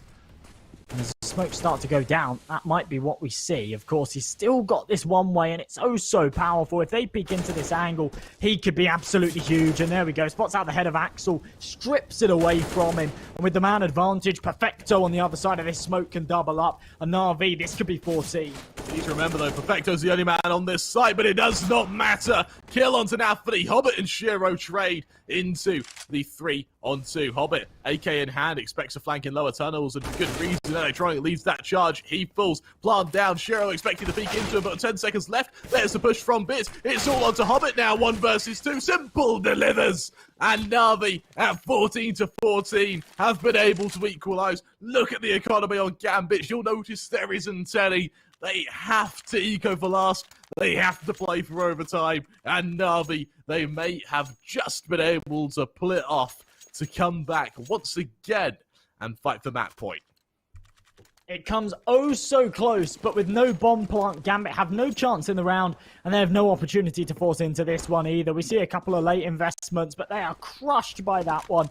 That's going to allow Na'Vi on to 15, and I tell you what, folks, we're playing for the OT at this point. Simple, hitting the opening shot. The smoke goes down. It's been a hell of a roller coaster so far for Na'Vi, but the roller coaster ride might be coming to an end. As Shiro hits an incredible 1D, I think goes on to Electronic, and this is where it starts to get a little bit touch and go. If Gambit can get a bomb plant here, it would be huge for their money in the next, but it doesn't look like that'll be the case. It's absolutely shut down by Electronic, and it's a complete need to actually take out Inters to take us to 15. Na'Vi, map point, overtime or bust here for Gambit, and they haven't got the money for the sniper. It's going to be the 5 AK setup going into the last to try and tip it over the top. This is where Gambit has to deliver. They can't even go into this with an AWP. It has to be rifles round the board. We've got that Galil over on Inters to assist. We've got AKs on the remainder. There's utility to help.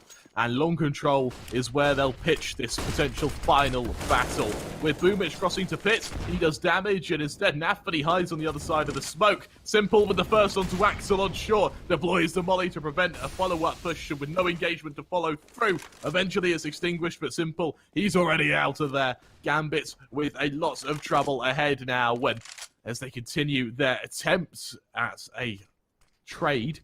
Na'Vi, they seem to recover. They seem to leave themselves in a default, and with 2 players stacked up over on this B site, Mid can get spotted out by Perfecto, a man who you cannot rule out yet. The mollies, it lands on the site. It doesn't land on Bits, though, as he's able to hold it. Nafany drops down. Perfecto good for 1. Bit to chime in. Hobbit, while it's messy, he's eventually able to trade, but Electronic and Bits, they deliver. And just like that, Na'Vi with the comeback. Take map 1, 16 to 14. It's an absolute roller coaster of affairs. Gambit, they came into this map looking so hot. I thought they were going to take it. When they went 7-1 up, they were looking unstoppable. They hadn't taken casualties, and they were playing out of their minds. But Na'Vi, they started pulling it back bit by bit. It went 8-7, and in the second half, they were just the better side. They take Dust 2. It's their map pick, admittedly, so don't get too excited just yet. But they have that advantage in the series. We're going to be going to a 10-minute break, folks. When we return, we'll see if Na'Vi can get it done in 2 bites, or whether Gambit pounce back and take us to a third. Don't go anywhere. We'll be back in just a moment. There are only a few seconds to close this round. A headshot. Nice. Fist bumps go to the teammates. I wanna hear your go, go, go. Make them feel your smashing blow. Swing around. Rise to fame. Hold the ground. Very much. They play, you win. I wanna hold you tight when you're cold. I'm waiting for your love. You just keep me hanging on.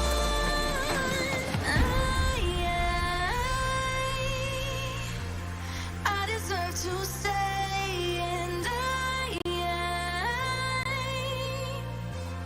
I will find my way.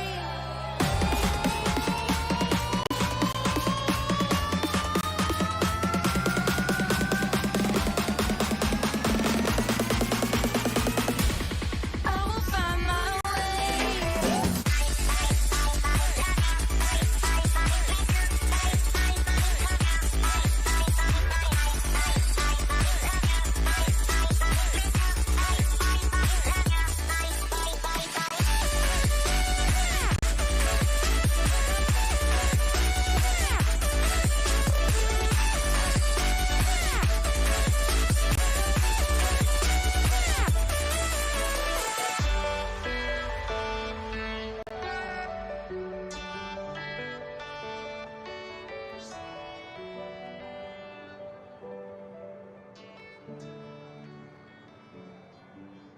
Fire makes my city look so bright. Close your eyes and just stay tight. We have to go. Stay with me while we leave.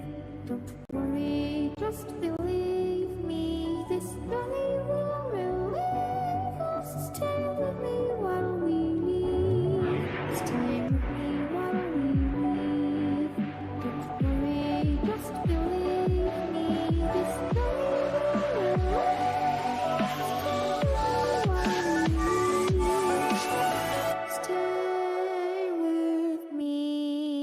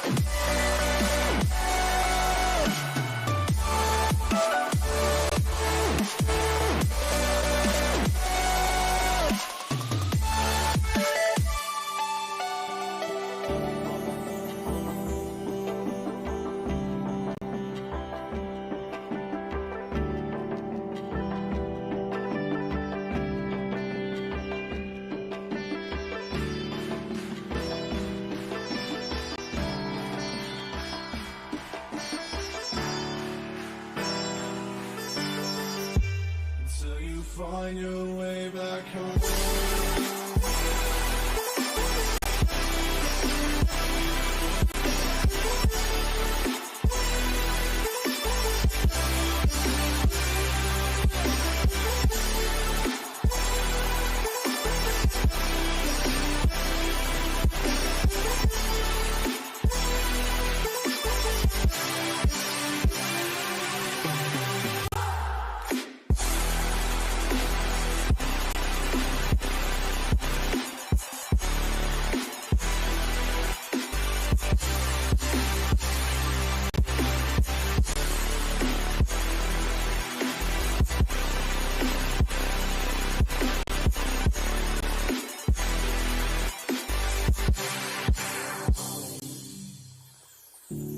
Don't let me drown.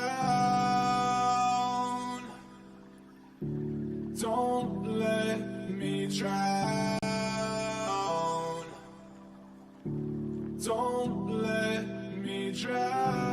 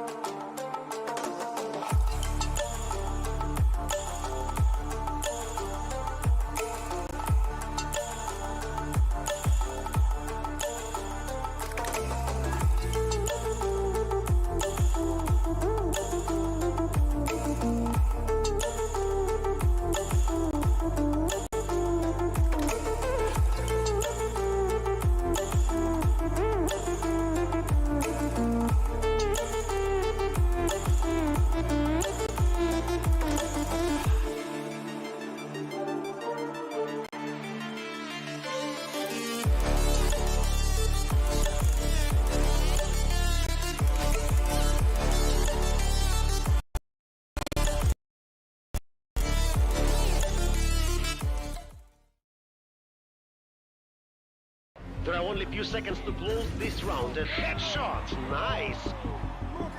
Fist bumps go to the teammates. I wanna hear your go, go, go. Make them feel your smashing blow. Swing around. Rise to fame. Hold the ground. Very much. They play, you win. Hello, hello, hello, and welcome back.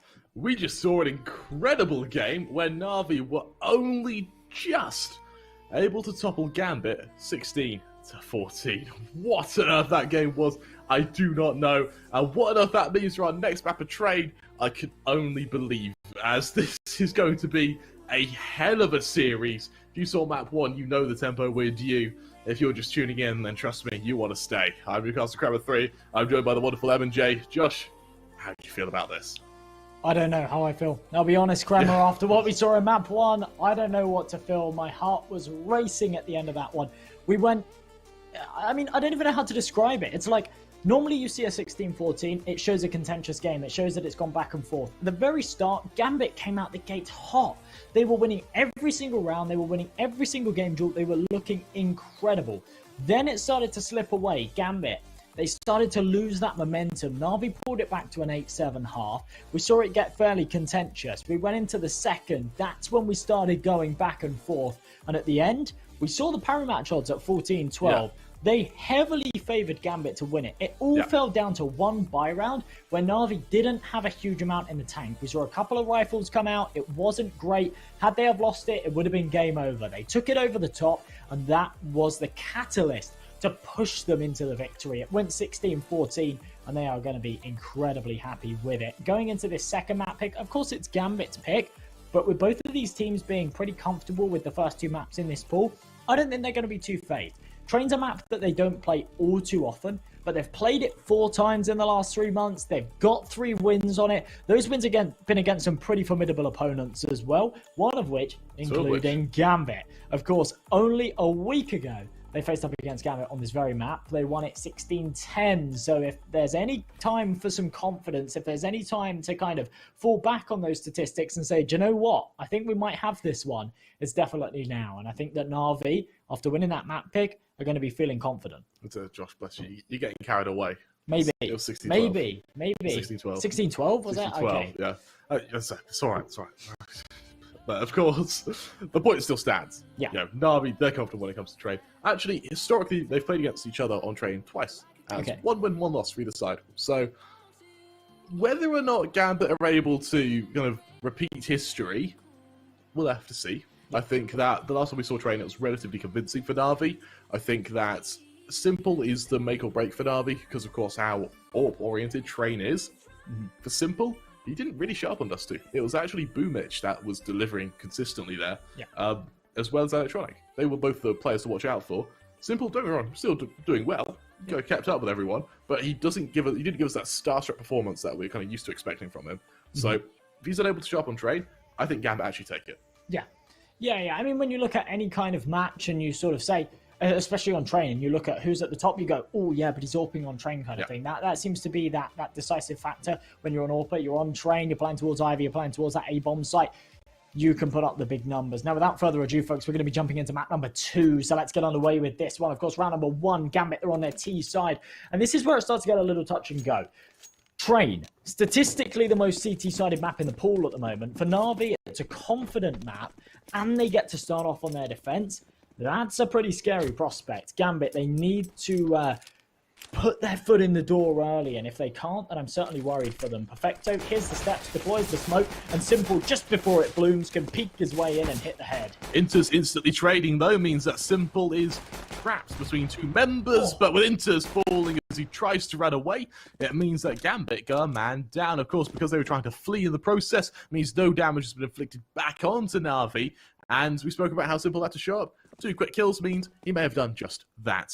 We see Shiro, the man to lead this advancement over on Ivy, and as the smokes go out, the molly onto the other side means that they're going to establish control, but keeping control is where they struggle. Of course, Perfecto, having read it, already back on CT stairs, good for Shiro, forces them elsewhere with Napoli trading onto Bit, dig down onto Perfecto, the man with the kit has to be careful, but Simple still sent a sight means a plant certainly isn't guaranteed yet.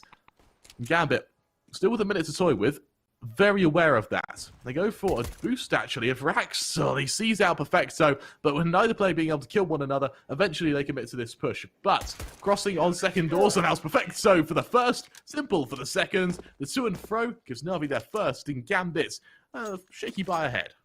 Absolutely, yeah. Perfecto being so out of position there, he absolutely had to be careful. If he loses that kit on the site, it's no problem. Loses it in CT spawn, that's an issue. But he hits the headshots and he prevails. 1.85 to 1.9 is what our partners over at Parimatch are thinking these odds are after we get into round number 2. And to be honest, that's fair enough. If you fancy either one of these teams' chances of pulling this one off, then maybe now's the time to place the bets. The odds are looking pretty tasty either way. Head over to our partners over at Parimatch to do so, though. Click that banner down below, get that first-time deposit bonus. And look at this, a hefty investment going into this second Na'Vi. An MP9, 3 for Masses, an M4 on Simple, and for Gambit, with no bomb plant in the last, all they have to work with are those pistols.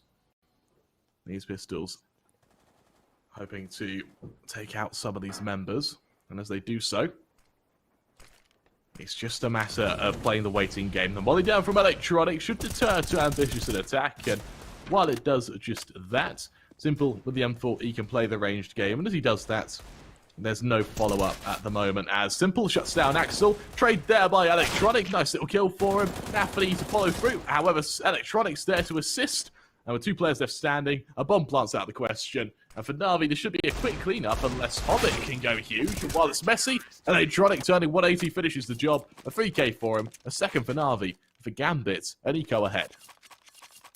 Well, a great start here for Na'Vi and a great way to kick things off on their defense. 2-0, and it's looking like it should be made 3. It's all about damage control here in this third. If they can have a clean one, if they can get some kills on Boomich with that MP9, then there's definitely a chance that they can bolster themselves, bolster that economy as well. If they can't, then Gambit could be in for a bomb plant, could be in for a little bit of extra cash. 3 nades to work with. It looks like they're going to go for a bit of a stack with them.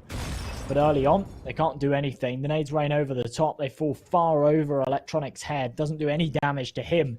And in return, he does a fair amount onto Axel and Nafany. Hobbit, the first to fall as Boomich tries to farm some cash, and what a way to do so. Nafany deleted from that angle there, and because of that, Gambit with a really strong, well, shaken position as Boomich, he seems to have this nasty tenacity to find some heads. And with Simple on the flank, he's going to play the trigger discipline. Inters needs to be careful now, as does Axel. And for Simple, oh, he's played it to a masterful degree. He drops his pistols, almost fake his opponent there before executing them. And eventually Shiro does finish the job. It means he can go retrieve that M4. But as he tries to run, Perfecto's there to kill him. Na'Vi with 3 and Simple having a bit of fun while he can. Yeah, that is pure BM there from Simple. To be behind and to drop his pistol, bait his opponents to turn around. He doesn't want to be a man that takes the kill and shoots the opponent in the back of the head. He wants to drop his pistol. He wants his opponent to turn around. And, well, wow, it seems that everyone's spamming for a kiss cam. Wow, that's a lot. That's a lot. That's 21,000 people, Kremer, asking for a kiss cam. Wow, that is a lot of asking for a kiss cam. Ah, do we have to do it? Do we have to? Maybe. We'll see. We'll see. All right. All right. That seems like enough for me. Round number 4, Na'Vi, 3-0. And my goodness, Gambit, they are in a bit of a tricky situation. Over on Dust 2, remember, we saw Gambit get off to an incredible start, and that still didn't merit them the win. So I wouldn't get too carried away just yet, but Na'Vi, they're looking strong here at the start of this one. Rifles in hand, and if they can take this round, it puts them in a very powerful position indeed. With a minute left on this clock. Very, very little presence shown here from Gambit, and that's unfortunate. Perfecto gets a little bit CSGO'd there. The smoke doesn't extinguish the molly. That's soul crushing for him, and he's left with just 20 HP. Hobbit, he sees the aggression in top, though. Boomich good for 1. Boomich doubles down, though. And with Inters trading, we see Perfecto switch out for the AWP so we can play the range game. And with Bits on the wide angle on Ivy, that means that, well, there's the kill to Axel. He just swings straight out and just deletes his opponent.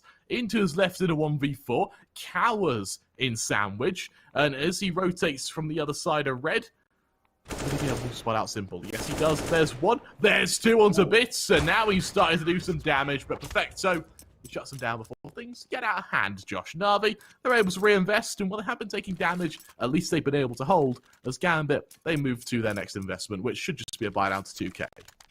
Well, at the end of the day, it's good economic damage there from Inters in a position where he doesn't really have too much else to do. He's had quite the impact. However, going into round number 5, it's 4-0. They're down to these pistols. There's not too much behind the pistols either. Last second, we see a little bit of Kevlar pulled out, but that's about it. This should be 5 for Na'Vi. That's rather worrying. As they fall away, Na'Vi don't want to take any major chances right now. They have got to be feeling good after that Dust 2 win. With a minute 30 on this clock, a fair bit of time expended, no real damage dealt. Instead, it's gone on to the other way. Gambit, eat that nade in Ivy. And Na'Vi are playing this very well, not taking any major chances.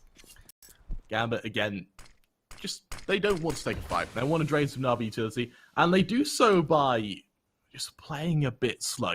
They don't want to commit anywhere yet, and they want to just wait to see what Na'Vi do in the defense.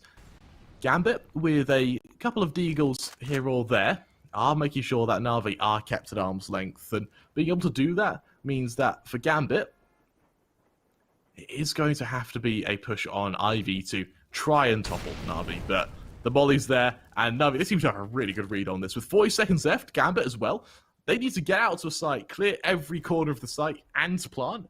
Now with about 35 seconds left, this is really running down the clock, and as Bit finds every single member, joined with Perfecto, they execute them, and that should be the round, as both Hobbit and Napoli fall, and just like that, Na'Vi, they go 5-0 up in a really clean fashion, and look what it's done to their economy. It has shot it to the moon. Every single man here sitting on sort of $6,000-$7,000, and they don't have to reinvest all too much either, so we'll see that money carry across into the further rounds. For Gambit, it's a full investment, but the same luxury can't be said for them. Every single man right now besides Shiro sitting below that $1,000 mark, and to be honest, he's not far above it either. As we go into round number 6, Gambit, they've got off to a really rocky start. Their T side of train statistically isn't their better side, and it's really showing through. Boomich, nice bit of aggression there towards Pop Dog. Catches out Nafany early. The nades come through, but they're far too late. Boomich is nowhere to be seen any longer. He didn't take any damage from the engagement, and he won't take any damage from the fallback either. So a clean man advantage, and there's no trade potential. Boomich even aggressing further into this A main position. Gambit with a limited group of players, limited group of control as well. They've got a main, that's it. They could fight for Ivy, but Perfecto still clearing it with their shoulder. And as Boomich spots enters, it's a missed shot, which does play to their detriment. And with that, Boomich left in a fairly scary spot. Na'Vi with all this control. Once the golden point for train is 45 seconds. If you can if you can keep your opponents out of the sight with 45 seconds left, then you can really run down the clock. With that kill from Boomich, Gambit are really running out of options now. They need to find something to work. They need it quickly. Otherwise, this is going to go straight to a save. But with Electronics forwarded position, it will just be a save. Shiro, if he loses this up, we're not going to see that again. But Electronic doesn't clear his angle. He shifts past Shiro, and now the Inters, who's in T-Spawn, is actually going to spot out Electronic. That's just heartbreaking. However, now we do see Gambit saving, so that also works for them. I mean, at this point, they've got so much money. Whilst they would have loved to have been able to take that AWP out of Shiro's hands, they'll be happy with the round itself. And do you know what, Kramer? 24,000 viewers? 24,000 viewers. We're watching rank 1 in the world versus rank 2, and the only thing that's being said in the chat is kiss cam. I think we're going to have to do it, you know. I think if Na'Vi win, I think we might have to do it. Is that if Na'Vi win? Yeah, next camera segment. I'm thinking if Na'Vi win train, I'll do it. All right. All right. Is Emily going to come in and slap me? No, it's fine. You might get your wish, chat. You might get... Oh. All right. I cannot wait to see what they say once that catches up on the delay. Gambit take a time out. You know, I know we're not meant to show bias, but do we now root for Gambit? Is that how it works, or do we root for Na'Vi?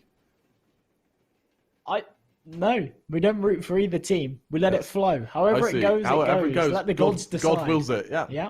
Yeah. Fair enough. Well, in a minute, that's going to be a lot of rainbows. Round number 7, a big one for Gambit. If they can take it, then they might be able to close this gap and take a little bit of control. The issue is that Na'Vi not only have got so much money behind them, they've got momentum, they've got that confidence. And even if they lose it, as I say, there's still cash behind them. They can go for a full investment in the next two. Simple, he's been hot with this AWP right now, and Boomich has been even better. Playing this aggressive position towards E-Box, and then he can bounce between Popdog and Main.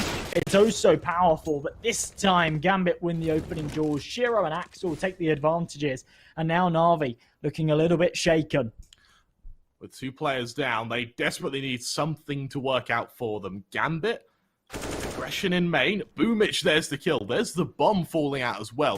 But Nathany, he's just able to trade onto Boomich. If he'd fallen there, that would have been the round for Gambit. 3-on-3 would have just been straight rotation. But Electronic and Hobbit dance around each other. And Electronic is actually able to get up ramp just as Hobbit clears the angle. Do they expect Electronic here? Did Hobbit see him? I think from the positioning of Nathany, they did. No, they didn't. Axel falls. There's the bomb. Electronic deploying that molly now. And with members just dancing around one another, he seems acutely aware that Hobbit will be there, but Hobbit winning the Angel leaves it all on Perfecto in a 1v3. But look at his positioning. He's all the way back in... He's all the way back in A main, and the chat's caught up.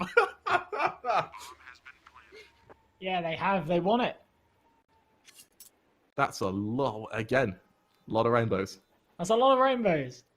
Well, it looks like it's finally going to be the first round on the board for Gambit. And for you Kiss Cam fans, I'm not sure if that favours you at all. Yeah.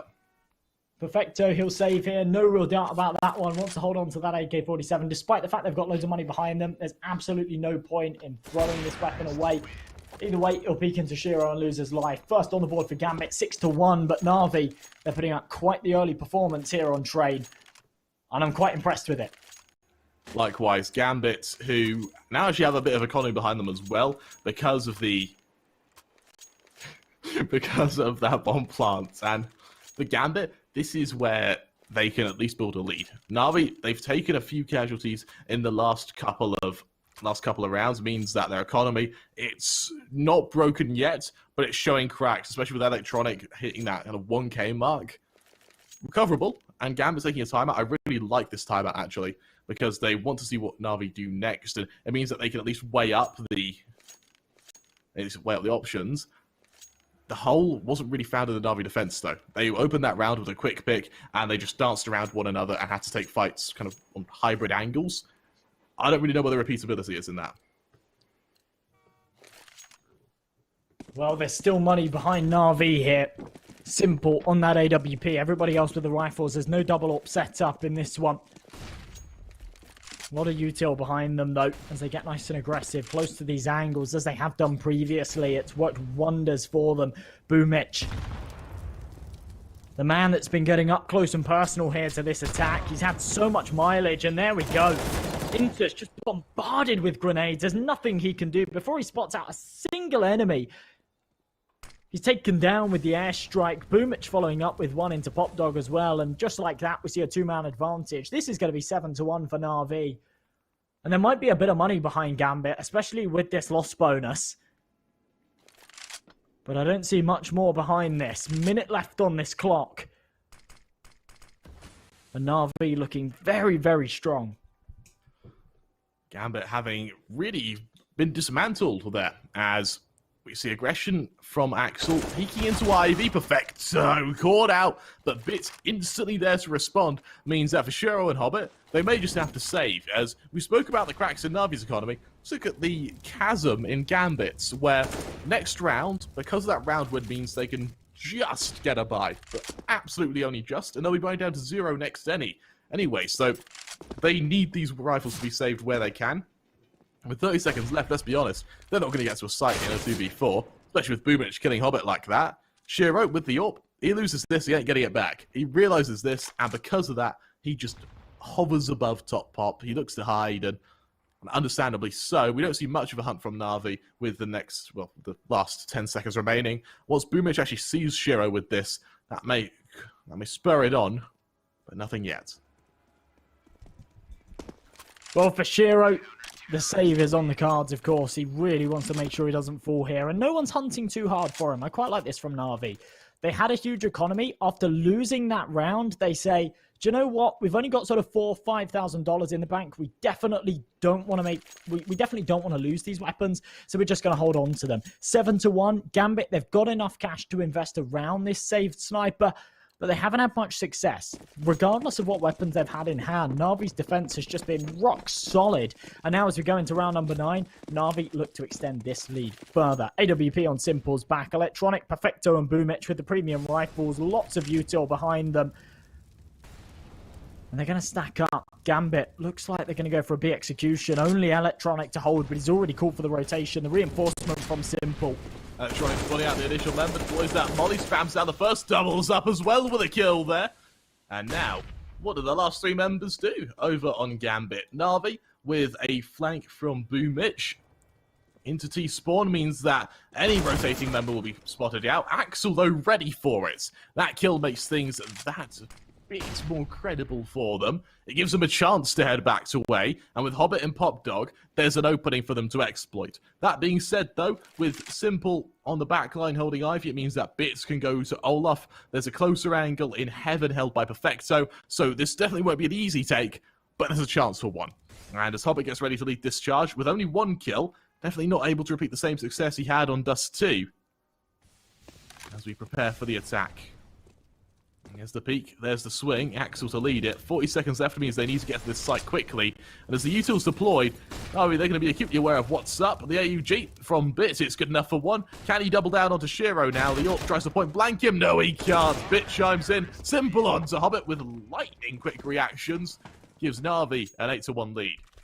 And you know, trying to take those those close range jaws with that AWP, it's just so cruel. You go around that corner, the scope, the barrel, it's so long, it pokes around the corner. They can pre-fire you all day long. And that's what we see right there. Na'Vi, they were looking challenged on their own pick of Dust 2. They were looking scared, and they were only just able to take it over the top. Here on Train, it's a breeze. They don't care. It's 8-1. They're on their CT side. They're having fun with this. And it looks like they might be able to make it 9 as they face up against just the pistols. The rifles haven't challenged them all too much. Now it's only Tech 9s to face against them. Shiro going for a bit of a hero AK. With the loss bonus, he can actually justify it. The issue is will he have enough for that AWP in the next? We'll have to wait and see. One of his teammates could certainly drop it over to him. Hobbit, I'm looking at you, my friend. 5 seconds left before we get underway with this one, though. And it gets to a point where Na'Vi, they're able to take early rounds, they're able to string them together. That's fantastic. It doesn't mean too much until they get to that 8-9 round point.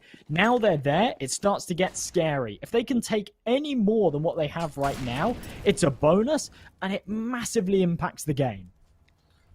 And it does. Gambit with a really limited buy now. A couple of Tech 9s.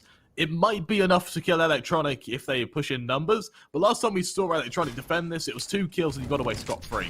There's that Molly, having seen the first few players, but look at the flank ready from Boomich as well. The second he goes up, Poppy's going to see it's clear. There's Simple missing a shot there. Punished by Hobbit actually means that Gambit may have a bit of equity. As Electronic, good for 1, good for 2. Make that 3 there, turns to make it 4, but Inters finishes the job. Attempting a bomb plant, cancelled out by Boomich, leaves it all onto Hobbit in a 1 versus 3. And while he was good for 1, good for the remaining 3. No, he's not. Boomich onto Hobbit leaves Na'Vi 9-1 up. 2 kills found there from Gambit. You can kind of shrug it off, but with no bomb plant, they don't get any extra money. They've got enough to go for the full investment regardless, but it's 9-1. Best case for these guys, it's a 9-6 half. Now on the T side, that's not bad, but that requires them to win the next 5 in a row. And given their current track record, I'm not sure how confident I am in that one. AWPs on both sides. Shiro with one, Simple with the other. Na'Vi, they don't opt for that double AWP setup, but they've got the rifles all round. Those 2 AK-47s as well, looking rather fierce here on the defense. And look at this, Electronic. He's been rock solid on this B bomb site, just getting that early information, calling for the rotates just in the nick of time. And right now, he's doing the same again. This time shouldn't be all too challenged as Boomich aggresses into A main. He's got such a beautiful advanced angle now. Electronic expects that kill. He hasn't done so yet, and instead, Gambit, who found out around the map, expects Boomich to try and take this engagement. Unable to do so yet, though, means that Inters is the man to worry about. And for Boomich, this duel with Inters is everything. Gambit, who gets ready to deploy the odd smoke over in Ivy. Perfecto boosted up, though. There's no way they expect him to be boosted there, and that's the next position he'll look to exploit, with Boomich deploying the odd bit of util where he can. does keep him at arm's length. Flash into main, it keeps them back, and for Gambit, with limited utility now, really running it down. Intus eventually finds the kill. Is it traded by Perfecto? Yes, it is. Good for one. Doesn't see the player under him, though. Turns around in the nick of time to kill Axel, though. Leaves us in a 4-on-3. And for Bits, it's just a kill into Winters. While Gambit find an opening, Na'Vi finds an exploit. And with Nafany, missed shot by Simple, he's able to kill Bits because of it. There's still a man down, though. And as Hobbit desperately tries to make some waves over on B, he will be able to get to Connector. But with 15 seconds left, if the bomb falls, that it has, it doesn't matter where Hobbit is. They're out of time. Well, it's going to go 10-1, and for Hobbit, he doesn't have any money. He'll save this AK, but it's going to massively polarize the economy. If they want to go for a save in the next, he can't be a part of it. I think they're going to have to force around him at this point, as Na'Vi, they really, really do get the mileage out of their CT side. They're extending this lead further and further. And what do Gambit do at this point? We see their fourth and final timeout, Kremer. They've used every single tactical at this point, and now they've run out of them. And as we see the odds from our partners over at Parry Match, 1.06 to 8. They're pretty certain that Na'Vi should be able to close this one out. Of course, if you want to place a bet on this one, maybe you want to make a few pennies off Na'Vi, maybe you fancy Gambit's chances of pulling this one back, then make sure you click that banner down below. Head over to our partners over at Parry Match to place your bets. And if you're a first-time user, you get that deposit bonus. Definitely something you want to check out. That it is. Gambit, a side which is looking insane right now. Oh, sorry, I apologize. Na'Vi's side is looking insane right now. Gambit, they're being destroyed. Their economy, it's not in a pretty place either. They have just about a buy in them.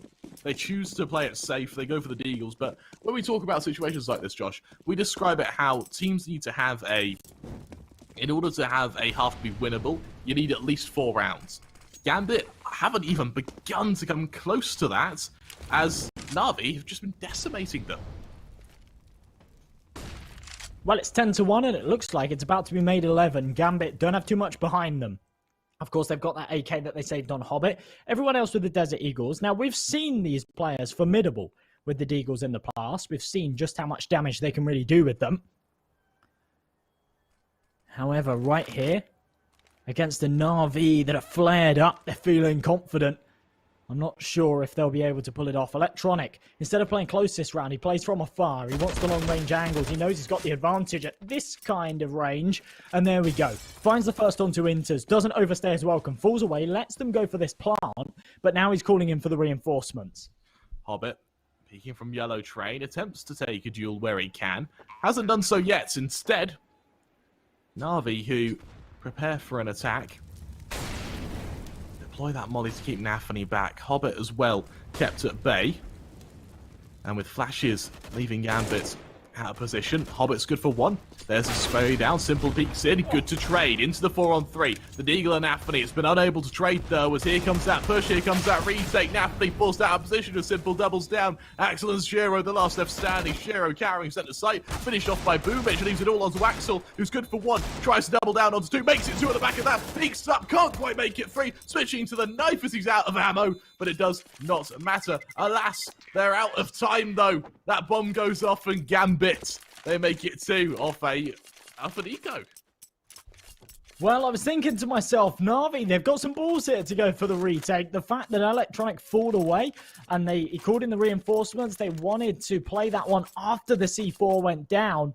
It made a lot of sense. I liked it, but they were maybe just a little bit too late to find the frags. The fact that the man on the site had to run up the ladder and take the duel with the man on heaven, maybe that was the mistake. Had he have held the bomb, we could have seen a different outcome. Either way, it's 10-2. Na'Vi, they are stealing the show right now. And for Gambit, there is a long road ahead if they want to pull this one back. First, they need to win the next 3 in a row. Then they need to do a hell of a lot more.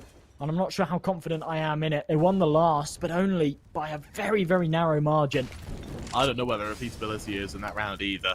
It was by some miracle they were able to come out on top. And as Axel leads his charge in Ivy, he's got Shiro to support him, covering his left side. And, well, Bits doesn't peek over the side of it. Instead, he just uses the utility to deter Gambit from going for too quick a peek. With 1 minute and 10 seconds left, Na'Vi, who have deployed their utility quite early, aren't left with much, as Electronic on the shoulder peak is going to aggress into Hobbit now, who doesn't expect the push of that player. There's the kill. There's the man advantage. And with no trade, Electronic, he is a fiend on ramp right now. He really is, yeah. This has been fantastic from Na'Vi. Finding that opening pick onto Hobbit is even better. With 44 seconds left on this clock, Gambit, they're running out of options. They don't have a lot of map control either. If they were maybe out of Ivy, if they had some control here towards this blue train, I'd favour their chances, but still stuck in these positions that inherently they have that control of.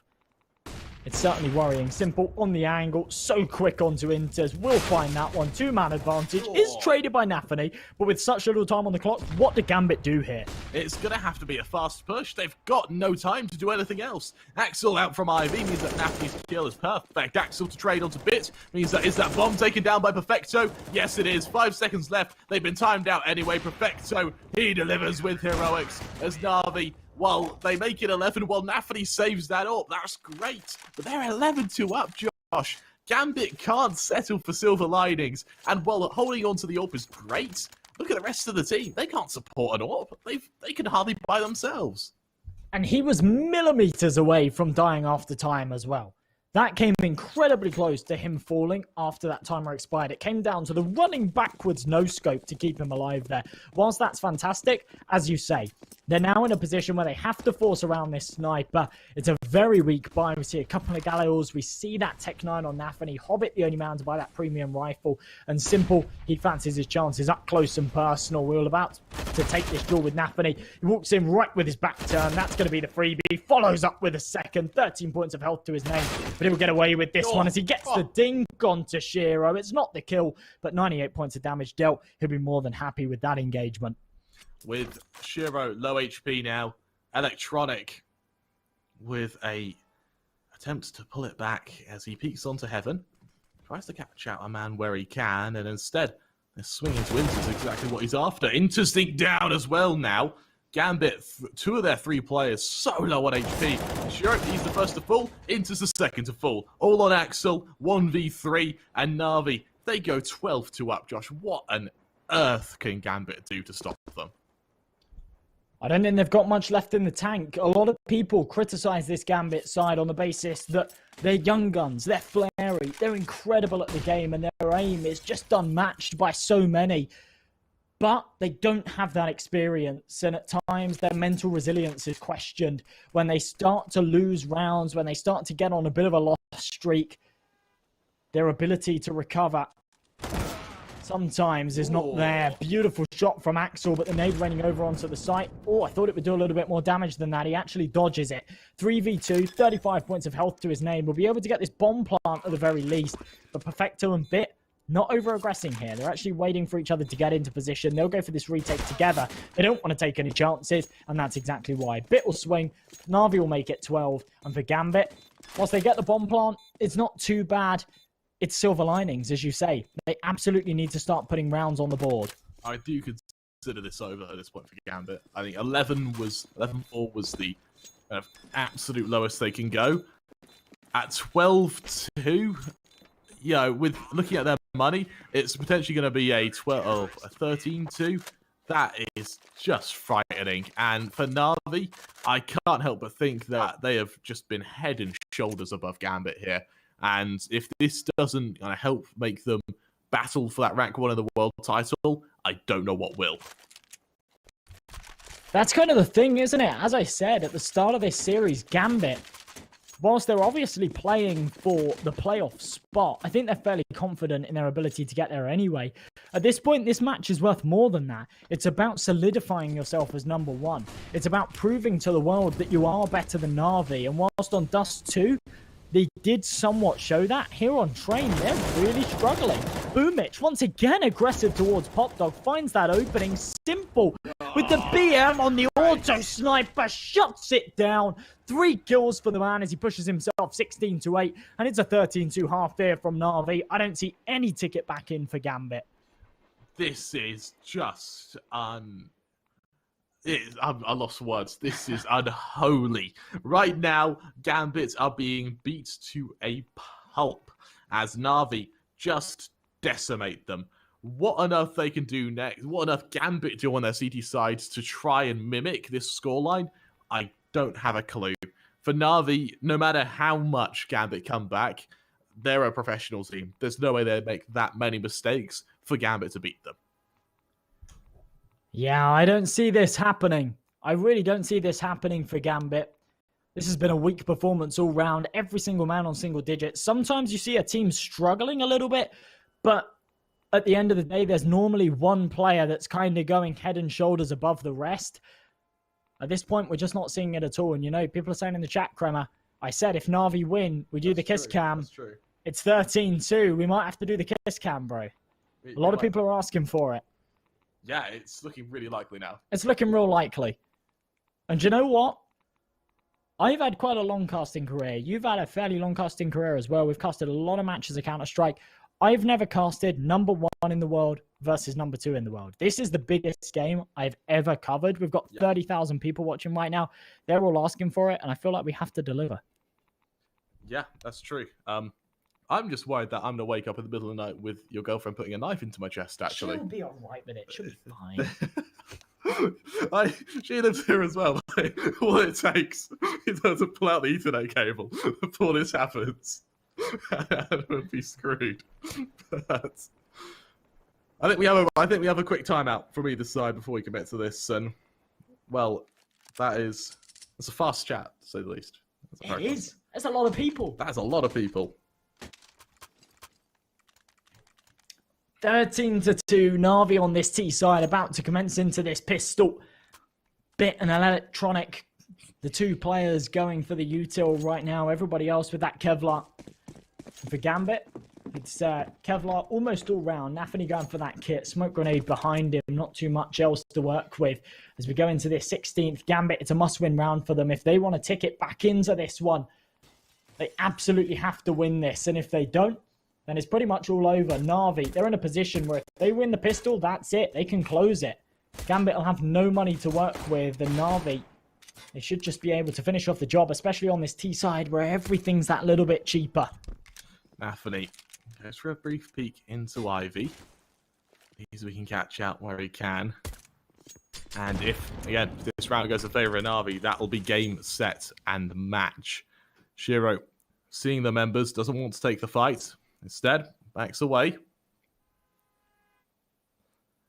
And the Gambit, are they able to deliver? There's the flash out, and as Na'Vi just congregate in brown halls, they prepare to stop them.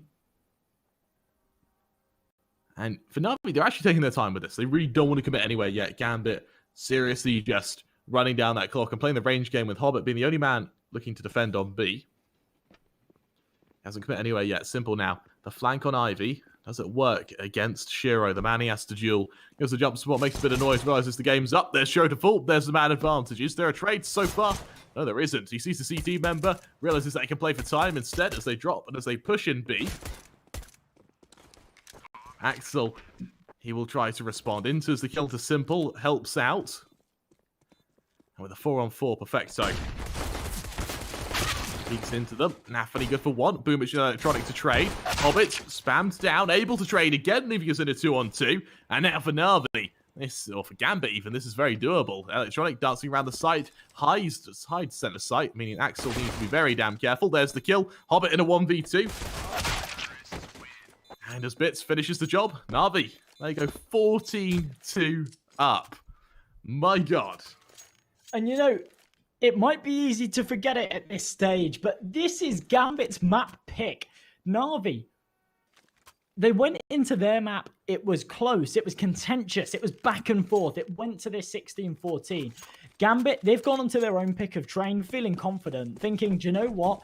We took that first map so close, so contentious, that we've got a good chance here on train, and that has been stripped away from them. Na'Vi have stolen the show and maybe proved themselves as a potential contender for the #1 spot in the world. Gambit, they're 14-2 down.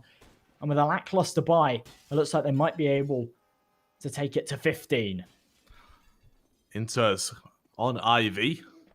Eagle in hand attempts to stop these Na'Vi members, but against AKs with just a Deagle, I mean, headshots would be great, but you shouldn't have to rely on your aim, because the second you have to rely on your human elements, that's where things get shaky. That's why utility is so important. And for Simple, as he braces for that peak, he's got, I believe, Electronic to assist him. Neither player having taken that fight yet. Instead, they swing in unison. Electronic spots out Inters. Inters hides left side, peeks into them. Simple for the first. Oh, it's actually Electronic for both members there. As he finishes the job, Gambit left with 3 players alone, and with Smokes out on B. Na'Vi, they commit to this flank, they commit to this cross. Axel, a wonderful shot onto Simple to take his head off, but Shiro, he's one of the last lines of defense, hiding in CT. Electronic jumps across, Perfecto joins him, Perfecto, there's the trade, but low HP leaves us in a 2-on-3.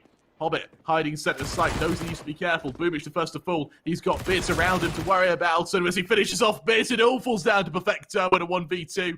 Such a low amount of HP on him. Knows that he has to hit this kill quickly, and unfortunately, he's unable to do so. Axel with the kill provides Gambit with 3, and Na'Vi with a bit more patience before they can hit the end of this series. Well, it looked like Na'Vi were going to be able to take that one over the top. It was a man advantage. But they just let it slip away. 14-3. They've got so many chances to close. I don't think they slip up here. But at this point, they don't have too much money behind them. So we're going to see them going to the pistols right now. I can't imagine they take this one over the top. They've still got plenty of chances to close. As we go into this 18, Na'Vi with just the pistols. If they pulled it off right here, it would just add insult to injury. And it would. Electronic just dancing through the smoke as well. He's got the perfect angle for Shiro. Inters, I believe that is actually. No, it is Shiro's who has to hide on green screen timing. It's messy to say the least, but Electronic still able to get the kill. Gives a man advantage for Na'Vi. Axel trades onto 2 of his own. Inter's caught out in the smoke by Perfecto, leaves us in a 3-on-2. And with Axel desperately hiding, he's got Hobbit on the other side who now has to worry. And instead, with Simple, bomb in hand, aggressing all the way to the back line of B, means that Axel is in a lot of trouble if he doesn't hard clear this. Simple already in CT spawn now. He's going to look to take this duel on Axel, and as he does so, Axel, do we see a knife kill? Oh. No, he's going for professional play. Picks up the AK, goes to plant, and for Hobbits, in a 1v3, left on Ivy. I mean, the kill on Perfecto would help, but I don't think it's going to bring Gambit the round. He goes to save, or he should go to save at least, as Na'Vi brace themselves to hit 15. He's got no kit either. I reckon there's one retrievable somewhere. There we go, right at his feet. But that doesn't give him enough time to rotate all the way around to B. By the nature of how Train works, there's no opportunity for him here. And even when Gambit are a major advantage, they're not able to tip it over the top. It's so unfortunate. It's going to be Na'Vi on to 15. And the Tech 9s, they just prevail. They use their smoke grenades to take those fights up close and personal, get those advantages, and it works out beautifully for them. 15-3, Gambit. They need 12 rounds in a row, 12 consecutive perfect rounds of Counter-Strike to take this over the top. And if they can't, then we'll see Na'Vi take this series, bag themselves a spot in the playoffs, and push Gambit into that 2-2 bracket where nobody wants to be. No one wants to be at all, and Gambit, with a performance like this, it makes me think that actually they might be in trouble in this 2-2 bracket.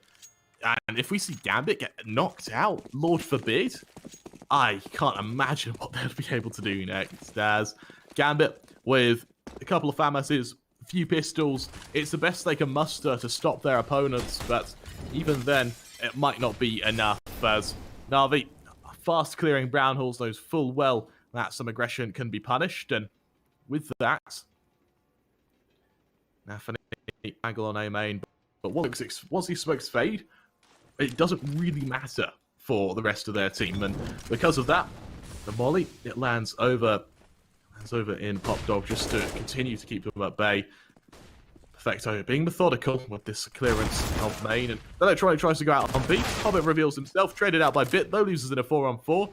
One of these 2 pistols with even more to do. Quite expecting Shiro on the close angle. Trade so far, no he can't.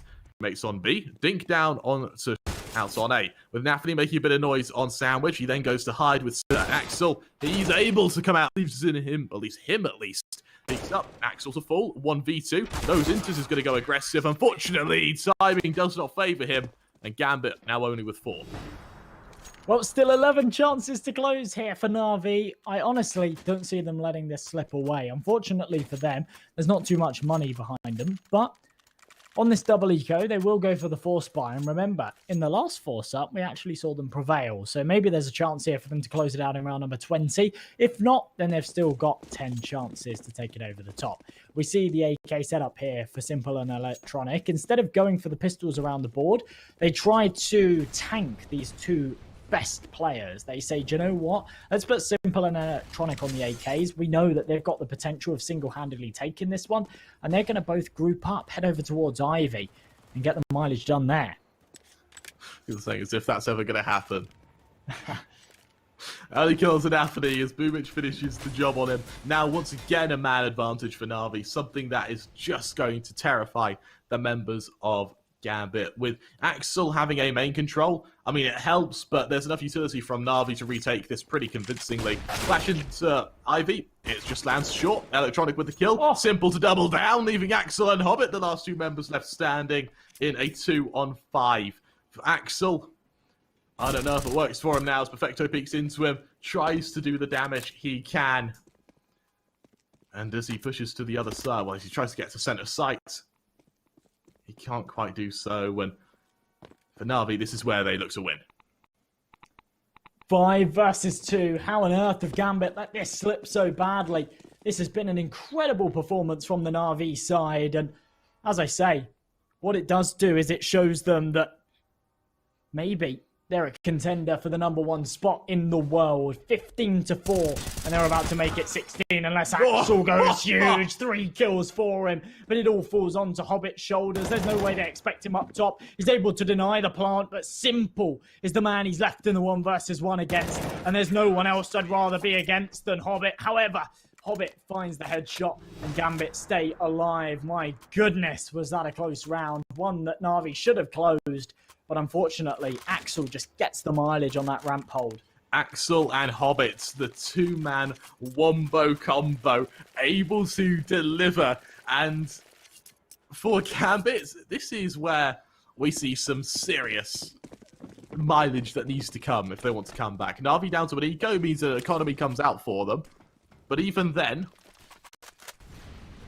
will Na'Vi be able to secure it? 15-5. There's nothing here for Na'Vi to work with.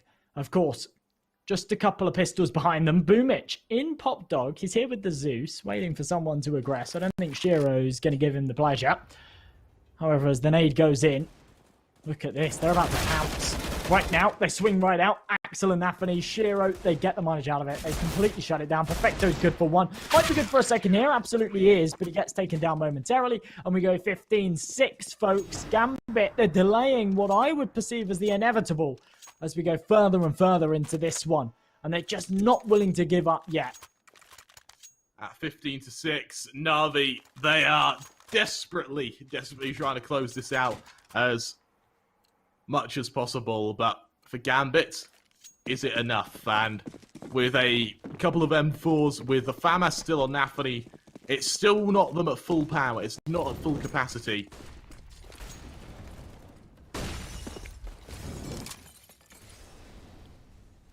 And for Gambit, this is where they can really test their mettle. If they win this round, we're going to see a very, very... well, not so much a comeback, but something close to a comeback. The Gambit, they brace themselves for it. Na'Vi, who stack up in brown halls, prepare for this hit. We see some fake smokes thrown over on A, just to try and keep Shiro away and try and isolate Hobbit, who is boosted up over on Spindles. And the second he jumps up, Electronic will be ready for it. He has a bit of an off angle, though. And it all comes down to patience. Axel, flash to aggress over in A, and as Electronic is out from upper, spotted out by Hobbits. There's the first into a 2-on-5 now with Shiro chiming in. Shiro going for the high ground on White Train. Simple for the first. Hobbits trade once again though, and with Bits coming out on top, it leaves Bits in a 1 versus 3. He should quickly be killed. That he is. I'll tell you what, Hobbit, that is a ironclad hold from upper. It really is, yeah. He's kind of that last line of defense, the man that needs to make the big impact, and he just can't do so. 15-7. Gambit, they're still miles away from pulling this back. OT still seems to be over the horizon, but they're drawing closer and closer to it. Na'Vi, I think this is going to be an eco from them. Yeah, just a couple of pistols come out. Kevlar on bit. Kevlar on electronic as well. Comes out at the very last second. But they'll be on a full buy in the next. And that's quite a scary prospect. Na'Vi in these last few rounds, they've gone for these audacious buys. We've seen these Galleos. We've seen these SMGs. In the next, after this pause... I think we have a brief pause. Ooh, bit of a weird one. Technical one.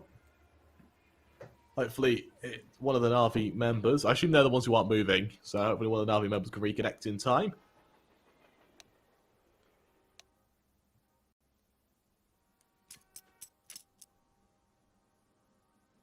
Well, can we quickly appreciate how I've had a text from a random number that I don't recognise to say use tongue? That's from a random number? Random number. Oh, that is huge. I feel like fair play to whoever was able to get my number that quickly. That's actually really impressive, though. Whoever got a phone number that quickly.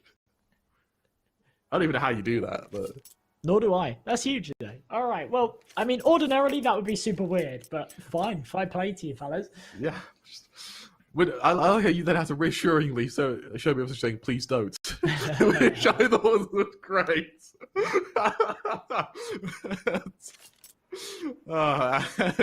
We see another pause in. This may extend to a bit of a longer one, so hopefully it's not. But do you see a comeback here, Josh? I don't think we see a full comeback. I maybe think that we see Gambit pull back a few rounds here in this next. They'll certainly be able to take it. But I don't think we see 8 in a row. I'm not too confident in that one. Na'Vi, they've looked like the better side here on train. And so many of these rounds have come incredibly close. We've seen sort of 3 or 4 chances for them to close in these last few. They've come right down to the wire. And for Gambit, they need a miracle to be able to pull back 8 more of them. Up against the pistols, fine. I think they'll be able to take it over the top. When the big guns come out, I'm not too sure. Here's the thing as well, though. Na'Vi, their round wins have come off the back of... They've come off the back of a series of pistol rounds and follow-up eco. There hasn't been a response like that yet, and because of that, let's see if Gambit are able to pull through now. As bear in mind, they too have limited economy. Hobbit, he's good for the first though on the opening. Is there a trade by Perfecto? No, there isn't. Electronic tries to cover the distance with that push though. On the other side of the molly, he's bombing his way forward. He's finished off by Inters though, leaving the remaining members of Na'Vi in a bit of a tough spot. Well, a 5 versus 2, and as I say, the pistols, they're just dismantled. The only man that takes some damage is Nafany, and everybody else comes off unscathed. 15-8, but here come the big guns, Na'Vi. They don't want to play around any longer. They ate that eco, because now they want to close. That they do, and for Gambit, this is where things get scary. They win this round, Na'Vi straight back to an eco, which means that they have a... Well, I mean, they'll be able to at least string a bit more together, maybe hit double digits. But either way, for Na'Vi, this is the round that matters. And if they can take this, all the better. But they're only going to have a limited amount of chances past this.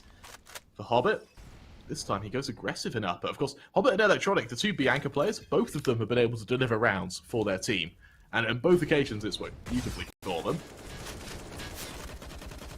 The nade onto Ivy. Tries to keep Na'Vi back. Instead, Axel. He's gone for control in main. And Perfecto, having read this pretty well, was holding for it. But instead, Gambit, little do they know, Na'Vi, they stack in brown halls and they get ready with a hit onto B. Shiro, though, the opening onto Electronic, tagged down very low in the process, means that Hobbit is going to be acutely aware that he's about to be called into action. He holds the angle, though, and as he tries to consider going wider or not, Bit's the man to duel. If Bit wins the same duel, he's in a perfect spot. Will Bit be flashed out, is the question. And from the looks of things, so far they're just going to man-fight him, and as Bit does just that,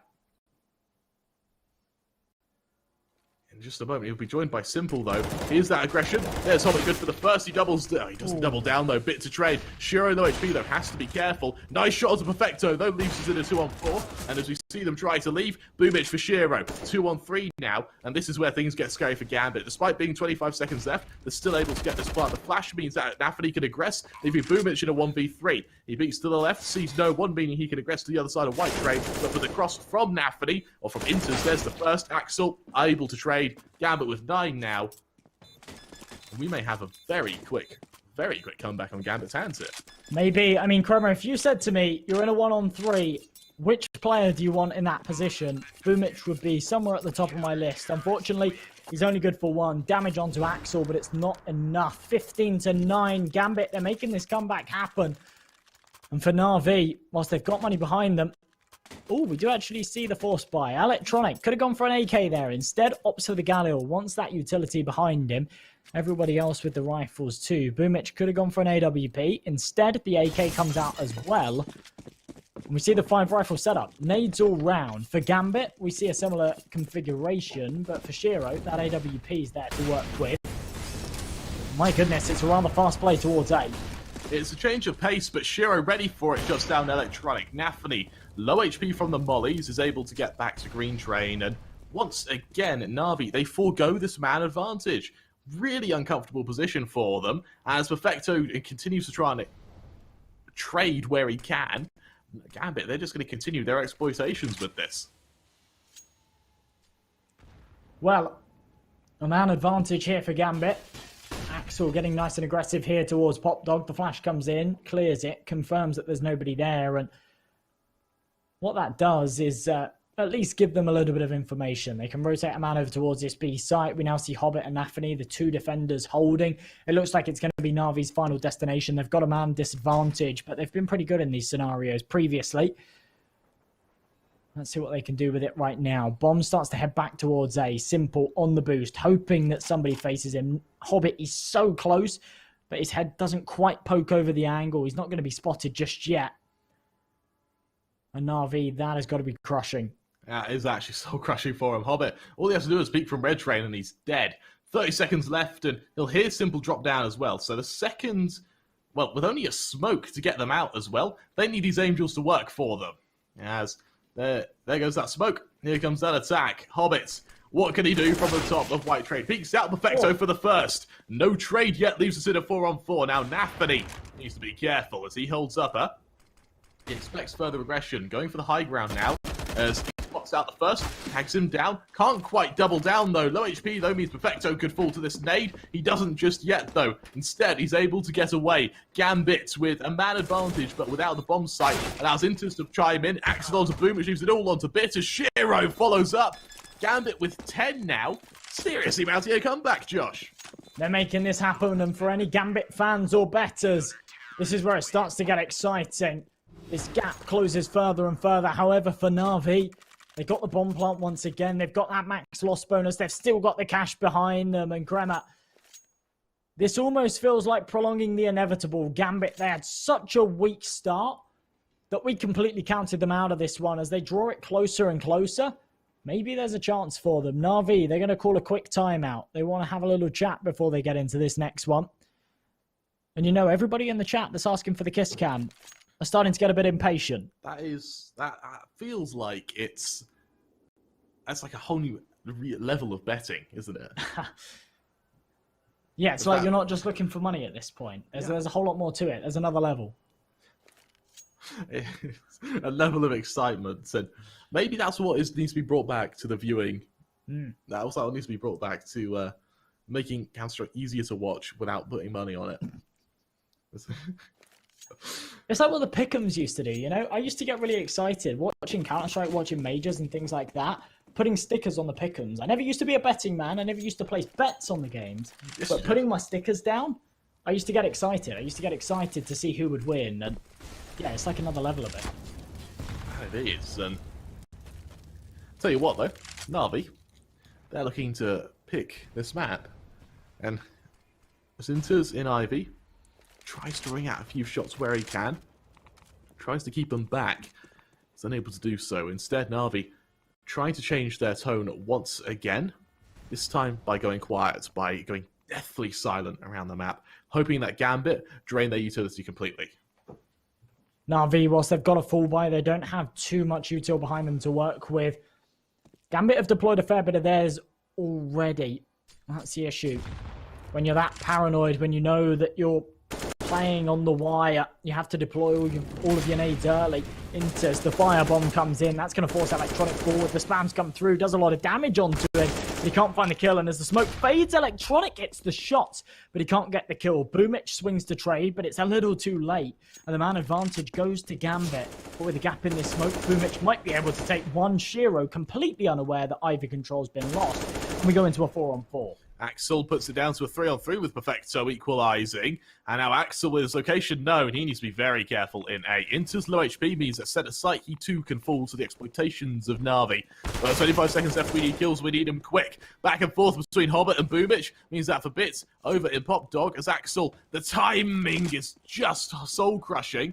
And as Inters tries to hold the Boomich, Boomich spots him out, they tag one another, but they don't kill one another. With 10 seconds left now, Bit onto Inters, realizes that Axel has to come from the flank. Just like that, damage rings out, Na'Vi finishes the job, and they take map 2, 16-10.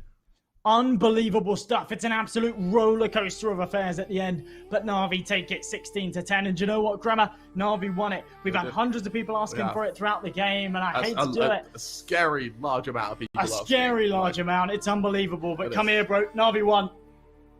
See? Unbelievable. I like how people said we wouldn't do it as well. People said we wouldn't do it. There you go. Unreal. Unreal. Na'Vi, they take down #1 in the world, and that is a hell of a way to end our match here in the Epic League. I mean, Na'Vi, what do you say to them? That was a really close game on both maps, actually. We thought Gambit would have been a stomp. They recovered beautifully, and unfortunately it wasn't quite enough to take them over the line. Bear in mind, though, that's not all the action. We've got another game in about an hour or so, in which in-game are going to look to topple Trident. That, however, is a 1-2 record. The loser of that's going straight out the tournament. You don't want to miss that one, as both teams fight for their survival. We'll be back in about an hour or so. Don't go anywhere. There are only a few seconds to close this round. A headshot, nice. Fist bumps go to the teammates.